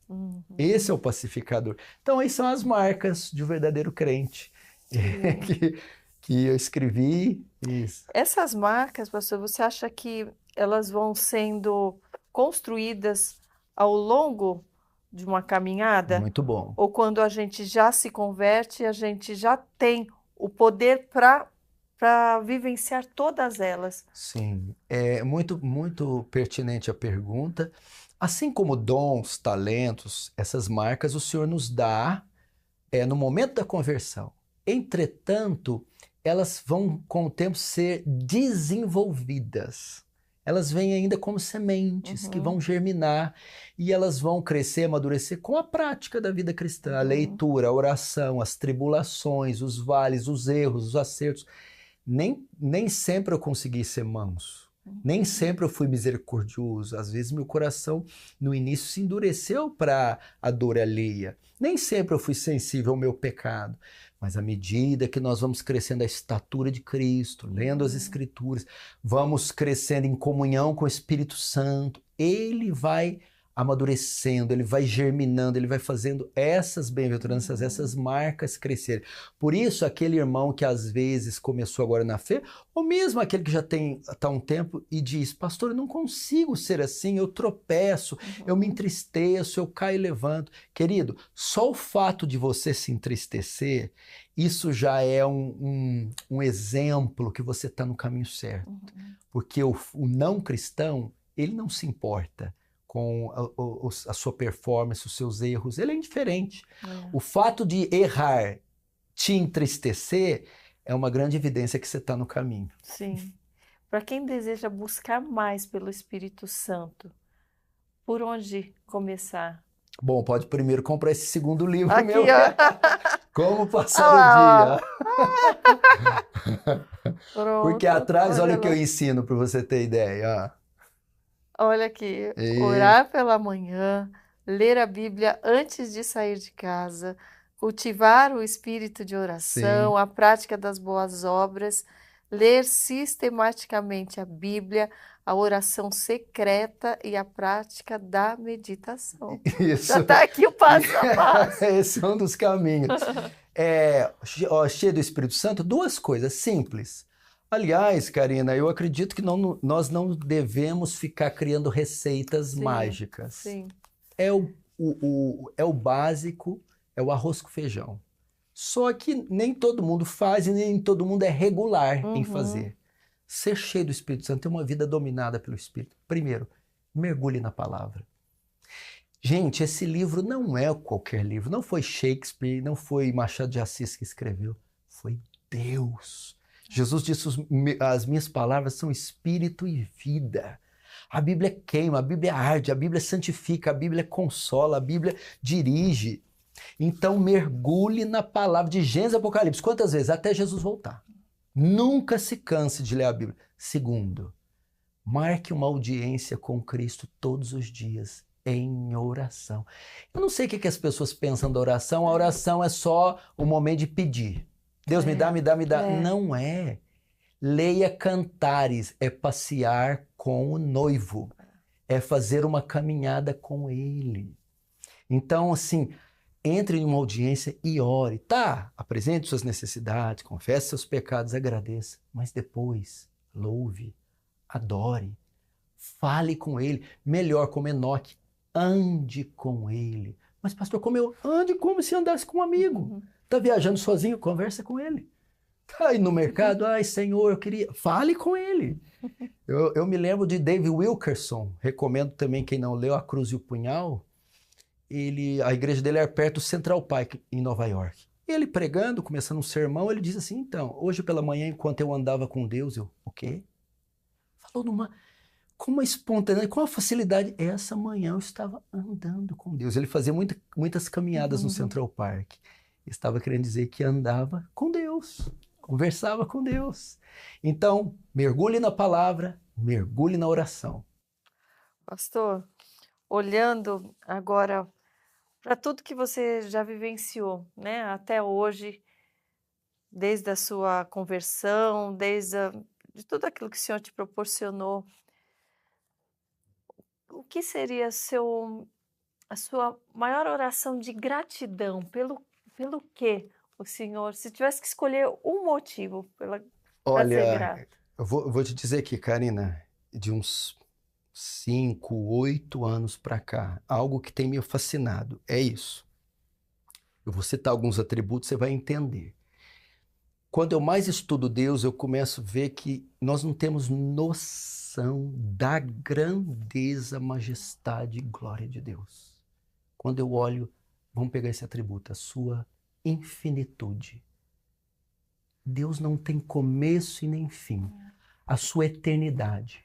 Não há um tempo que Deus não existiu. A sua imensidão, ele é tão profundo que eu nunca vou atingir. A sua sabedoria.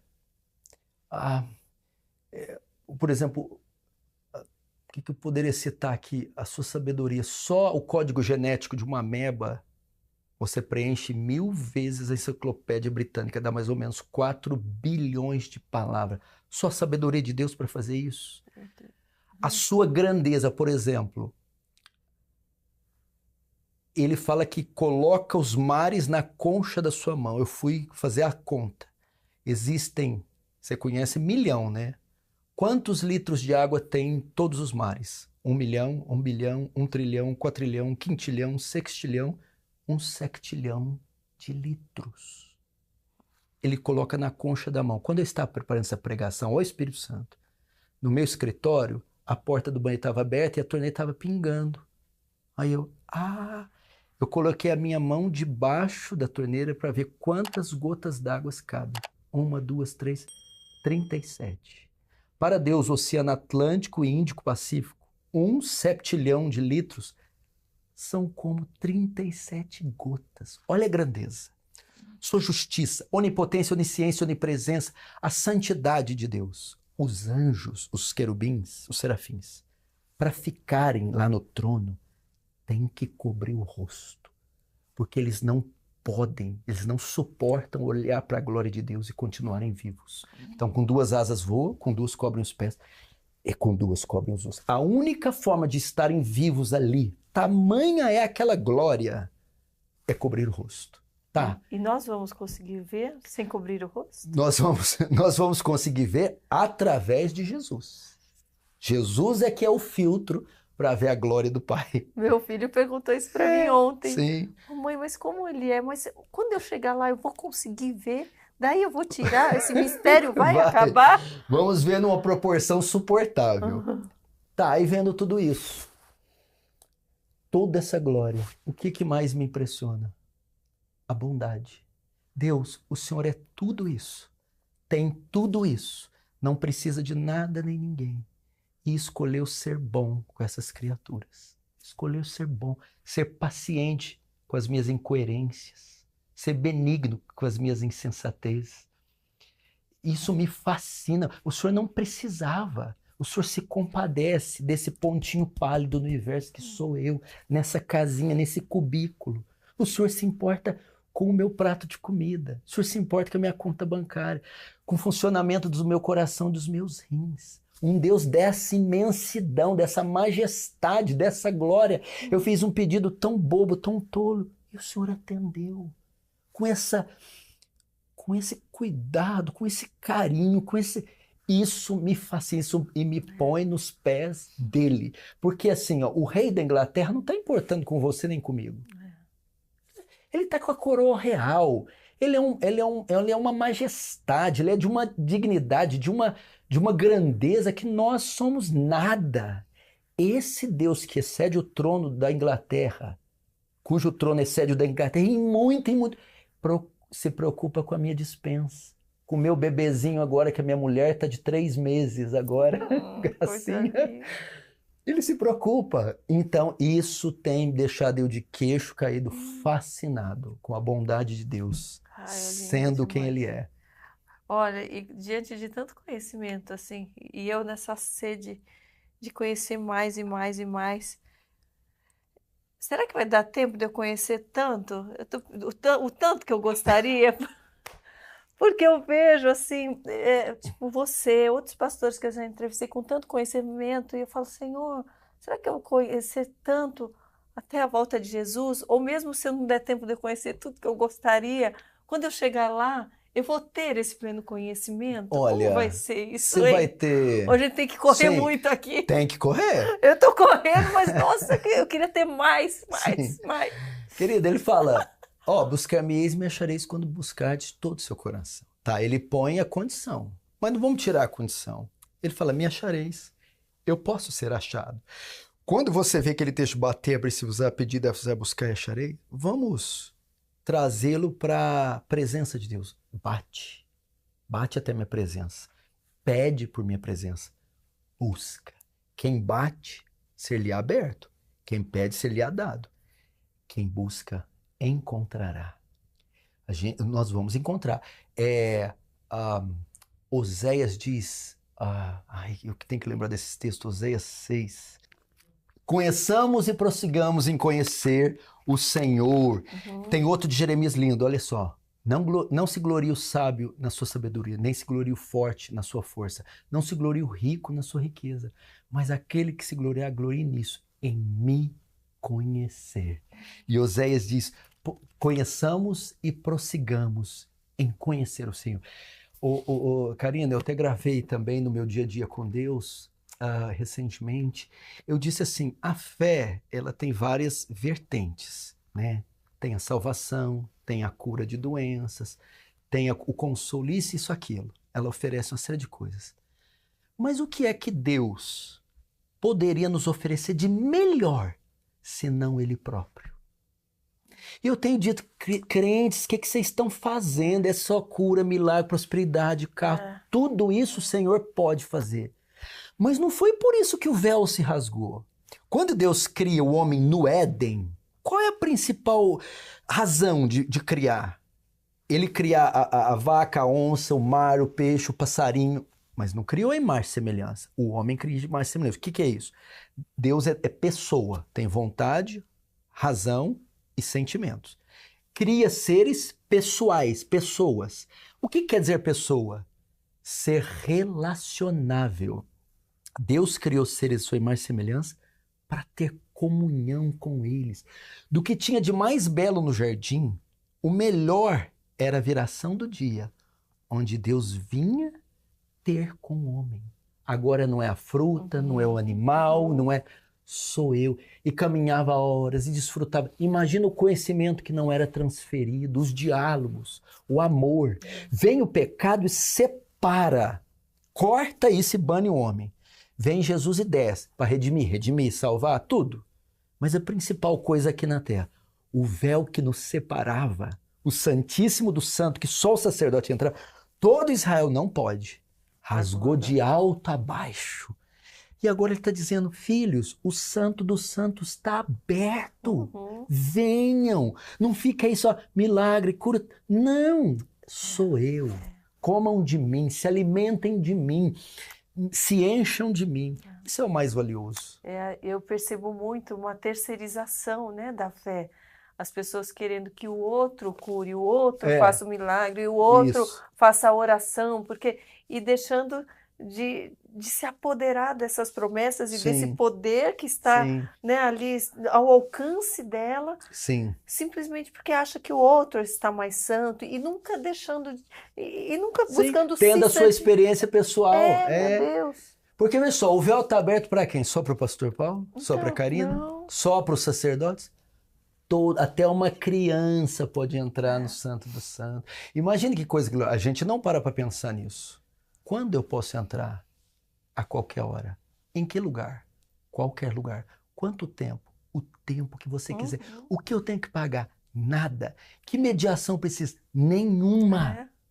E o que a gente está fazendo? Corre para esse Santo dos Santos, entra lá, acorda em comunhão, lava a louça em comunhão, dirige o carro em comunhão, metrô, trem, qualquer coisa que seja. Fale, desfrute. Eu vou te dar uma dica, bote um foninho, um louvor ou uma música instrumental, vai fazer sua caminhada, sua bicicleta, o que for, a sua faxina, fale com Deus, louve, exalte. Davi dizia assim, louvarei o Senhor todo o tempo, em todo o tempo seu louvor estará nos meus lábios. A gente precisa disso. Pastor, falando sobre questão do louvor, de músicas, lugares que a gente vai, como que o senhor seleciona tanto aquilo que o senhor vai consumir, seja programa de TV, quanto os lugares que você vai? Sim, eu ensino isso para os meus discípulos, para a igreja. Quais são os meus critérios? Eu uso 1 Coríntios 10, 31. Quer comais, quer bebais, quer façais qualquer outra coisa, fazei tudo para a glória de Deus.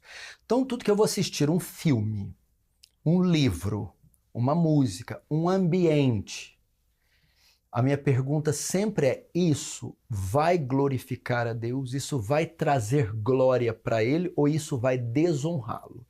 Se isso desonrá-lo, então eu tiro da minha vida, eu não vou. Por mais que... Pode ter crítica, julgamento, o que quiser. Se o meu Senhor... Se não cabe o meu Senhor, não me cabe. Se o meu Senhor tem que ficar de fora, Eu fico de fora. Se isso entristece o meu Senhor, entristece a mim. Então o critério que eu uso é isso. Algumas coisas não vai haver problema, outras vai haver. Então eu não julgo, ó, esse tipo de música está totalmente proibido. Cinema está tudo proibido, praia está totalmente proibido. Não. Se aquele ambiente naquele dia não me proporciona dar glória a ele, aquele dia naquele ambiente está proibido.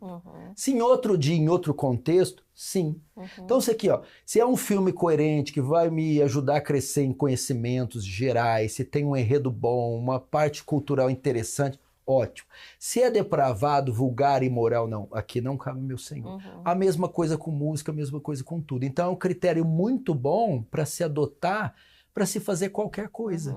O Senhor recebe glória ou não? É sempre assim. E quando, muitas vezes, quem convive com você ou quem é mais próximo, às vezes não tem a mesma percepção. Encontra naquele lugar, não tem nada a ver, não tem nada demais. Olha, eu procuro assim fazer isso, outro princípio bom. Cada um, Karina, anda na luz que recebeu. Nem todo mundo recebe a mesma luz que nós, né? Eu digo o mesmo entendimento, a mesma profundidade. Então eu posso pensar duas coisas. Não vou entrar em um atrito por causa de algo assim. O mesmo Deus que mostrou, que fez com que eu chegasse nesse nível de maturidade, pode conceder àquela pessoa. Ou eu mesmo, se eu tenho alguma abertura, uma certa liberdade, eu posso também compartilhar o porquê eu penso dessa forma. Agora, o que eu acho que não pode ser feito é a pessoa fazer algo contrário à sua vontade ou à iluminação que ela tem. Entendeu? Desde que não seja, claro, algo explícito, pecaminoso, eu chego lá e digo, meu irmão, não tem cabimento isso. Mas se é algo que é passivo de um julgamento, se é secundário, eu prefiro não entrar em nenhuma contenda e respeitar a luz que ela está andando, que ela está caminhando, ou seja, o entendimento que Deus deu a ela. Isso vai fazer nós vivermos em paz, né? Pode ter membros da minha igreja que possam pensar assim, entre eu e minha esposa, não, meu amor, aqui não, por favor. Ou não convém eu discutir por causa disso, eu não acho que é relevante, eu faço assim. E aí com o tempo acontece, essa pessoa chega a esse entendimento e deixa, por conta própria. Por conta própria, ou no fim a gente também percebe, não é tão relevante para a fé.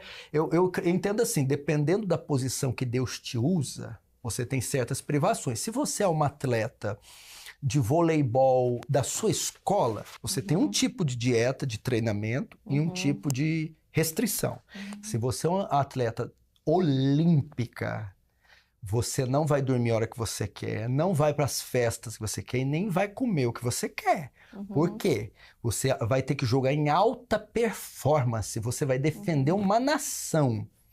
Eu acredito que aqueles que Deus chama, dependendo do grau e do nível de exposição, de importância, vai ter fardos diferentes. A minha mãe não precisa orar como eu preciso, estudar a Bíblia como eu preciso. Minha mãe não precisa entender hebraico. Ela não prega. O que ela precisa entender é necessário para ela ser uma boa mãe, boa avó, boa cristã, uma boa dona de casa, que é o que ela é.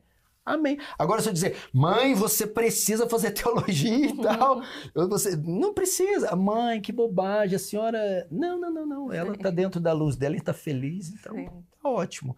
Então, eu acredito isso. Nós que temos essas posições, você está exposta, você está falando a muita gente, você precisa de livros, precisa de estudar, você precisa estar bem, né? Talvez uma seguidora sua, jovenzinha, não precisa carregar o mesmo fardo, né? Então... é interessante as pessoas saberem disso. Qual é o principal conselho que te pedem ou que pedem à igreja que você congrega, que você percebe que é onde eles estão mais fracos? O principal conselho, deixa me ver. Olha, a maioria dos conselhos sempre tem a ver com piedade. Graças a Deus, essas pessoas que me ouvem, ou a maioria dos cristãos, se eles têm problema conjugal, financeiro, algumas doenças, são necessidades, eu percebo que há uma necessidade que ela sobrepuja todas as outras. Eles querem andar com Deus, eles querem ser mais santos, eles querem mais comunhão. E aí o desejo deles, ou o enigma da alma deles é como conseguir isso. A constância, A constância. E graças a Deus, eu não dou fórmula mágica, não é assim não. É uma vida diária. Eu diria que a disciplina é o fator predominante e é o mais difícil de se alcançar. Como eu disse há pouco, começar, qualquer um começa e não é difícil. Perseverar, insistir. Para mim, o que dá destaque são os que conseguem perseverar diante da adversidade, do desânimo, da preguiça, do cansaço. Então, ter uma vida constante é o segredo. Então, não deixar que a tribulação comprometa a sua comunhão com Deus, não deixar que a tribulação impeça você de prestar culto a Deus, que a carnalidade, os desejos, o mundanismo interfira, ela te manche a sua piedade, a sua santidade. É sempre ser constantes. Paulo fala isso, ser constantes e abundantes no Senhor. Então, sabendo que o vosso trabalho não é vão no Senhor. E o segredo é se vão conseguir. Então, assim, não é uma receita nova. Quem está me ouvindo, não tem nada demais que eu estou falando. Verdade. A dificuldade não é saber, é pôr em prática. Nem todo dia, aliás, a maioria das vezes a minha carne não quer. Ela não quer orar, ela não quer buscar, ela quer prazer.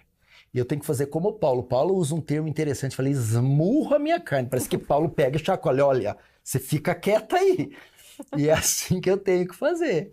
Mas o Senhor também, a outra coisa que eles precisam entender é que o Senhor concede graça para eu fazer isso. Ele concede graça.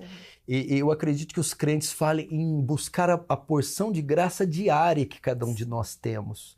Deus, me dá a porção necessária para vencer meus desafios de hoje, as tentações de hoje, cumprir com as minhas obrigações. E o Senhor concede.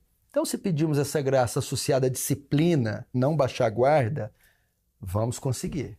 Eu percebo que às vezes, né, a gente tem feito sonhos, né, tem fabricado sonhos tão grandes, pensando tão lá na frente, esquecendo, né, do dia a dia, do passo a passo, de nos enchermos realmente. O dia a dia. Essas instruções diárias, que às vezes uma instrução que ele dá naquele dia e a gente está desatento, poderia estar mudando o rumo da nossa história. Perfeito. Né? Os crentes brasileiros estão muito acostumados com eventos. Acampamento de carnaval, conferência, congresso, voltam cheios. E daí não se esvaziam. Se esvaziam, exatamente.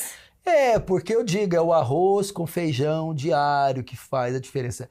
Eu costumo ensinar que o desenvolvimento espiritual é igual ao desenvolvimento muscular físico. Não adianta você levantar 100 quilos numa academia um dia só, em todos os aparelhos. Não vai te proporcionar dores e lesões. Vai todos os dias. Aumenta 1 quilo, 2 por quinzena. No final do ano, você está com os músculos maiores, fazendo mais repetições com maior carga. A vida cristã é um exercício. Paulo fala a Timóteo, exercita-te a ti mesmo em piedade. Ora 10 minutos hoje, daqui 2 semanas 15. Lê 2 capítulos hoje, daqui 15, 20, 30, lê 5. Vai fazendo assim e tenta ser constante todos os dias. Guarda os olhos de um pecadinho aqui, cuidado com o celular a colar, guarda a linguazinha aqui, vai fazendo isso. No final de um ano vocês vão ver a diferença. Antes eu falava, tem que ler 10 capítulos por dia, tem que orar tanto. Não. Leia o quanto entende.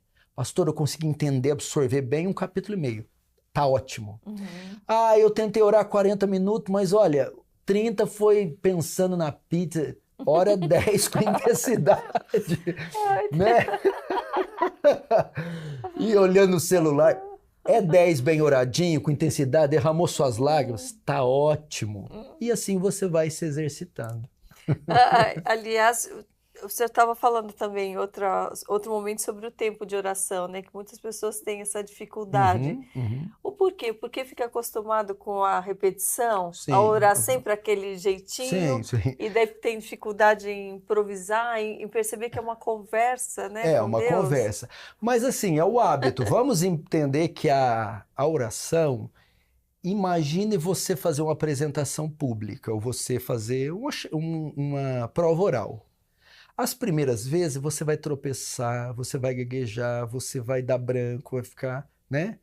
À medida que você costuma falar em público, aumenta a qualidade da sua fala, a intensidade, você fala com emoção e aumenta a duração, você fala mais tempo. O problema da oração é a falta de exercício. Fale com Deus, vai falando, não deixe, não intercale muito tempo. Eu orei tão bem, ontem passei 3 sem orar. Você perde o que adquiriu.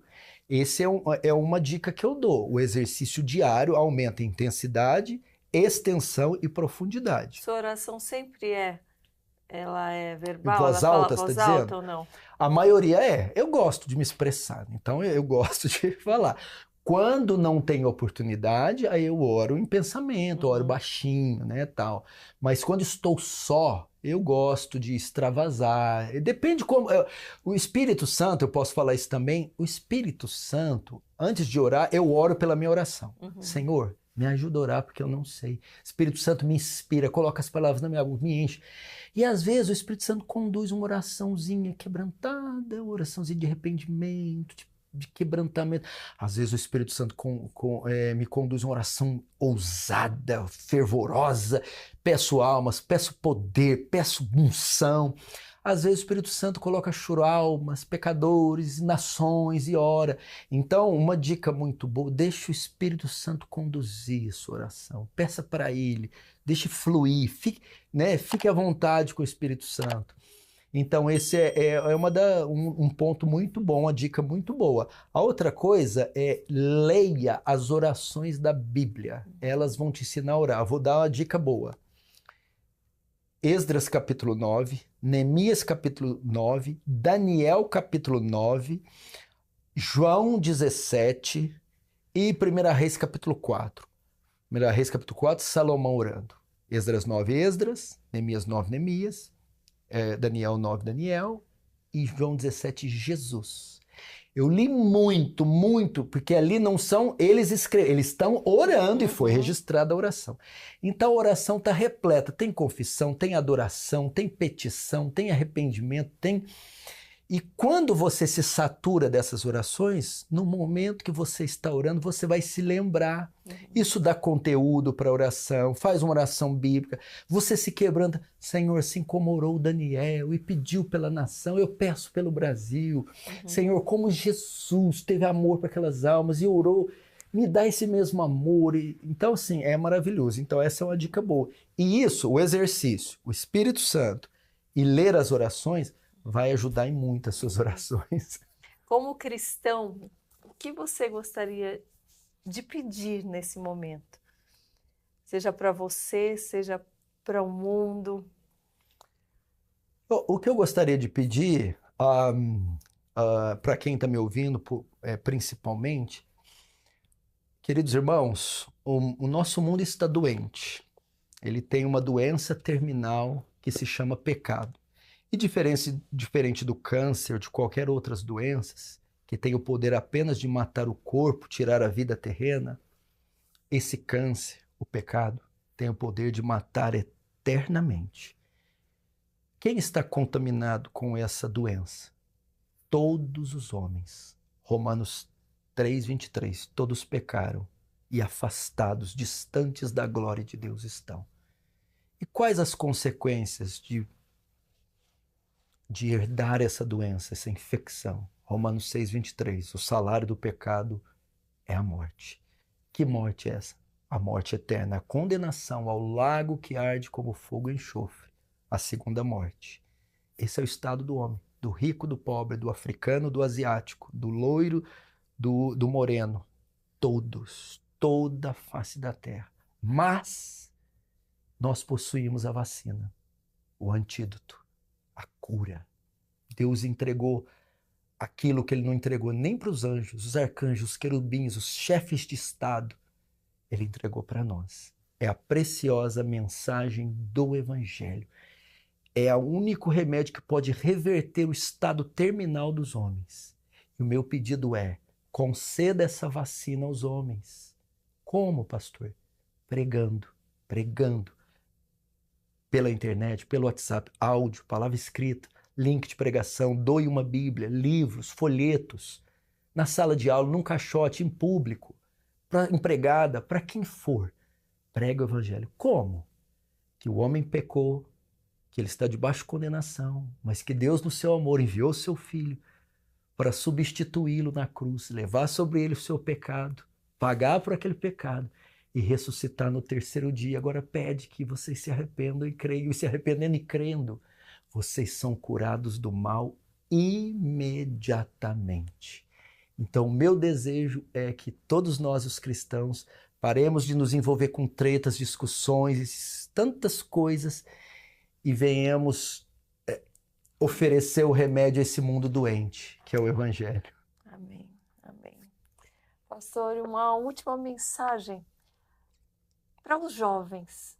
O senhor que tem filhos crescendo, né, uma bebezinha menina? Um menino? Ainda não sabemos, vamos saber semana que vem. São 2 meninos, agora eu quero uma menina. Uma mensagem para essas novas gerações que estão chegando.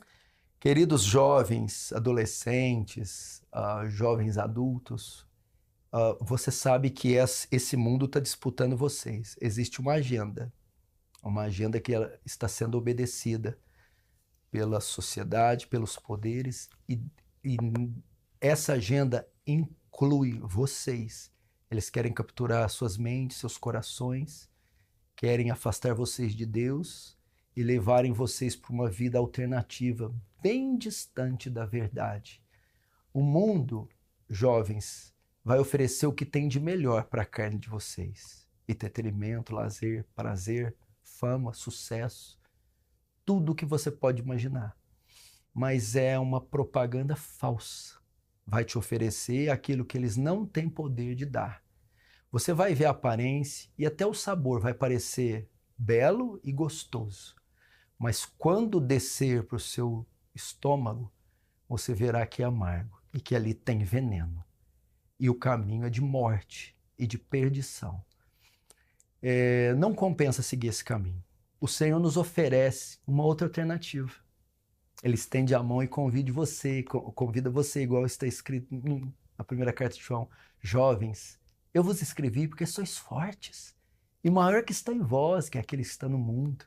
Salomão diz, lembra do teu Criador no dia da tua mocidade.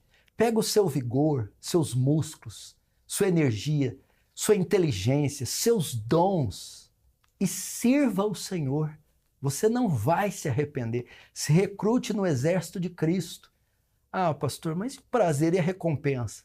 Pode ser que você não tenha tantas recompensas aqui, que elas não sejam tão grandes.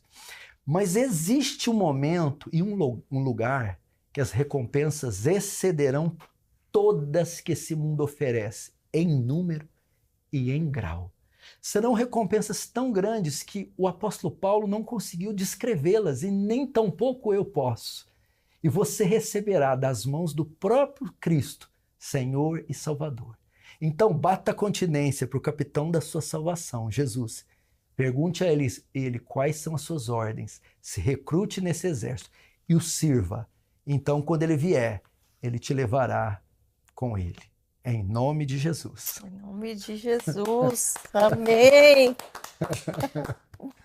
Que lindo, que lindo. Esse eu acho que é o desejo de todo cristão Amém. verdadeiro, que todos consigam ser salvos, enxergar tudo aquilo que tem deixado para trás. Sim, sim. Né? Renegando a própria glória de Deus, Sim. a bondade de Deus. Sim. Que lindo. Eu posso falar desse livro um segundinho? Pode, eu ia lhe perguntar Sim. e queria também falar para as pessoas onde elas podem encontrar os seus Você livros. pode entrar no site, na livraria defesadoevangelho.com.br e adquirir o perfil do verdadeiro cristão, traços de um verdadeiro cristão, do verdadeiro crente. E esse aqui eu ensino como orar, como ler a Bíblia, como se santificar, como pregar o evangelho, como gastar seu dia com Deus sem comprometer seus afazeres diários. E o canal do YouTube. E o meu também. Canal, se inscreva lá, que é Paulo Júnior Oficial. Entra lá, tem muitas mensagens para você, e o canal Defesa do Evangelho também. E eu queria terminar, estamos fazendo uma campanha, Projeto 1 Milhão de Almas. Eu falei muito do Evangelho aqui. E às vezes você quer pregar, evangelizar alguém, e não sabe ou não tem material. Criamos esse livreto aqui, escrito por Paul Washer, talvez o maior especialista do mundo no Evangelho, que tem todo o caminho da salvação, por apenas R$2. O objetivo não é lucro, é preço de custo. Apenas fornecer para a igreja brasileira um material para evangelismo. Onde você adquire? livrariadefesadoevangelho.com.br. Entra lá, clica lá e faz a sua compra. Aliás, esse livro aqui a gente já distribuiu 100 livros desse na ONG Florescer, em Paraisópolis também, para as mães. Então é uma ótima dica para você que quer, sabe, já está chegando festa de final de ano, quer presentear alguém, quer ter essa oportunidade, não sabe como. Olha que oportunidade maravilhosa. Uma dica incrível. Esse aqui vou dar para alguém aqui. Eu vou aproveitar e falar também. Esse aqui é o meu presente para você. Ótimo. Presente de Deus para mim e agora levando até você e todos que estão nos assistindo, que é o Forte e Corajosa, lançado pela Editora Vida. Aqui onde eu falo sobre diversas passagens bíblicas que têm me inspirado nessa caminhada cristã, têm me fortalecido. Todas as tempestades que eu passei, como eu superei, como ser forte e firme em fé, para a gente realmente ter uma vida de devoção, uma vida na presença de Deus. Aqui eu falo também sobre a necessidade de buscarmos a purificação, a santificação, de consagrarmos a nossa vida e entendermos que a maior recompensa é a própria presença de Deus em nós. Então, eu tenho certeza que você vai ser muito edificada. É um livro voltado para as mulheres, né? Que eu falo muito do que nós mulheres estamos enfrentando no dia a dia. Nós que estamos buscando ansiosamente sermos fortes, corajosas, conquistarmos todos os espaços na sociedade, em nossos lares.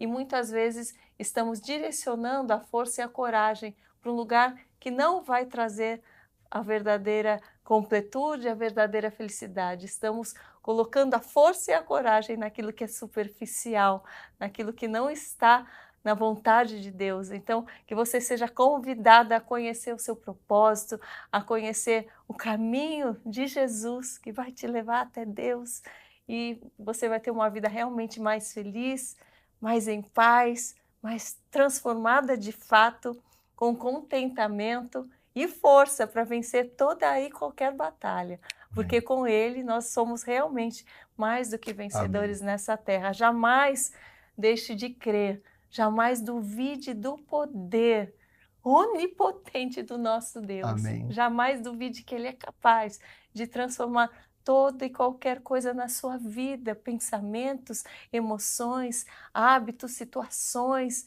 doenças, tudo aquilo que você acha que não tem mais jeito, com Ele há, porque Ele realmente faz coisas infinitamente maiores do que aquilo que nós podemos mensurar.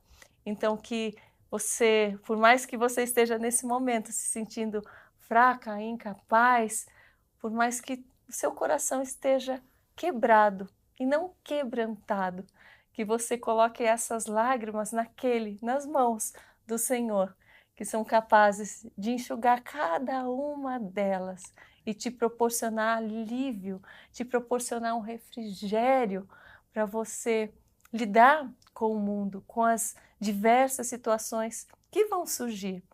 Mas saiba, com Ele, você é capaz de enfrentar e de vencer cada batalha em paz, em força e em coragem.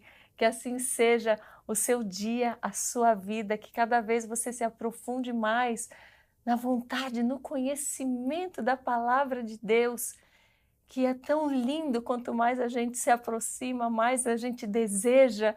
Eu falo isso porque a cada dia eu tenho mais sede por Ele, pela presença dEle, e eu vejo o quanto Ele é maravilhoso e Ele entrega para a gente nos momentos que a gente acha que não vai conseguir e até nos momentos que a gente menos espera, Ele nos surpreende. Estar com Deus é um presente. Conhecer a sua palavra, ter acesso à sua palavra, é um presente. Então, não deixe de lado o presente que Deus está te dando hoje, a oportunidade de se achegar a Ele, de ter algo poderoso vivenciado por você, que é o Espírito Santo dele, o Espírito Santo de Deus. Olha que presente glorioso. Tome posse desse presente hoje. Não tema as coisas do mundo, não tema as suas inseguranças, os seus próprios medos, porque Ele vai cuidar de cada ponto da sua consciência, das suas fragilidades. Ele vai sarar e você será mais poderosa com Ele do que você pode imaginar. Não deixa o mundo te cegar, por favor, não deixa a vontade pela fama, a vontade pelos prazeres, pela carnalidade, a vontade pelos objetos do mundo, para que eles não te tirem do foco de Jesus, porque tudo isso não te trará alegria. Eu já conquistei muita coisa na minha vida, buscando, através da minha autossuficiência, através do meu ego, conquistar muitos dos meus sonhos. E só encontrei a verdadeira felicidade de fato quando eu encontrei a Jesus e quando eu permiti Ele me encontrar por inteira e me transformar por inteira. Que Ele faça essa obra em você, que você se permita hoje, que você, a partir desse momento, você também seja encorajada a levar essa palavra para tantos que estão perdidos e que vão se encontrar quando encontrar a Cristo. Que assim seja no seu dia, que você tenha sido muito edificado por cada palavra, que você saia desse podcast sedento para conhecê-lo mais, para se ajoelhar aos pés de Cristo e ser consolado e ser transformado, e a sua vida vai ser completamente diferente. Que você seja um testemunho vivo do poder de Deus, da glória de Deus em sua vida e em sua jornada. Gratidão por vocês estarem com a gente até o final. Compartilhem dessa palavra, levem o podcast adiante para que muitas almas sejam salvas e restauradas. Obrigada, com toda a gratidão do meu coração, principalmente a Deus, por tudo o que Ele já fez, por quem Ele é, por nós. Para Ele e por Ele nós estamos aqui. Um beijo no coração de vocês.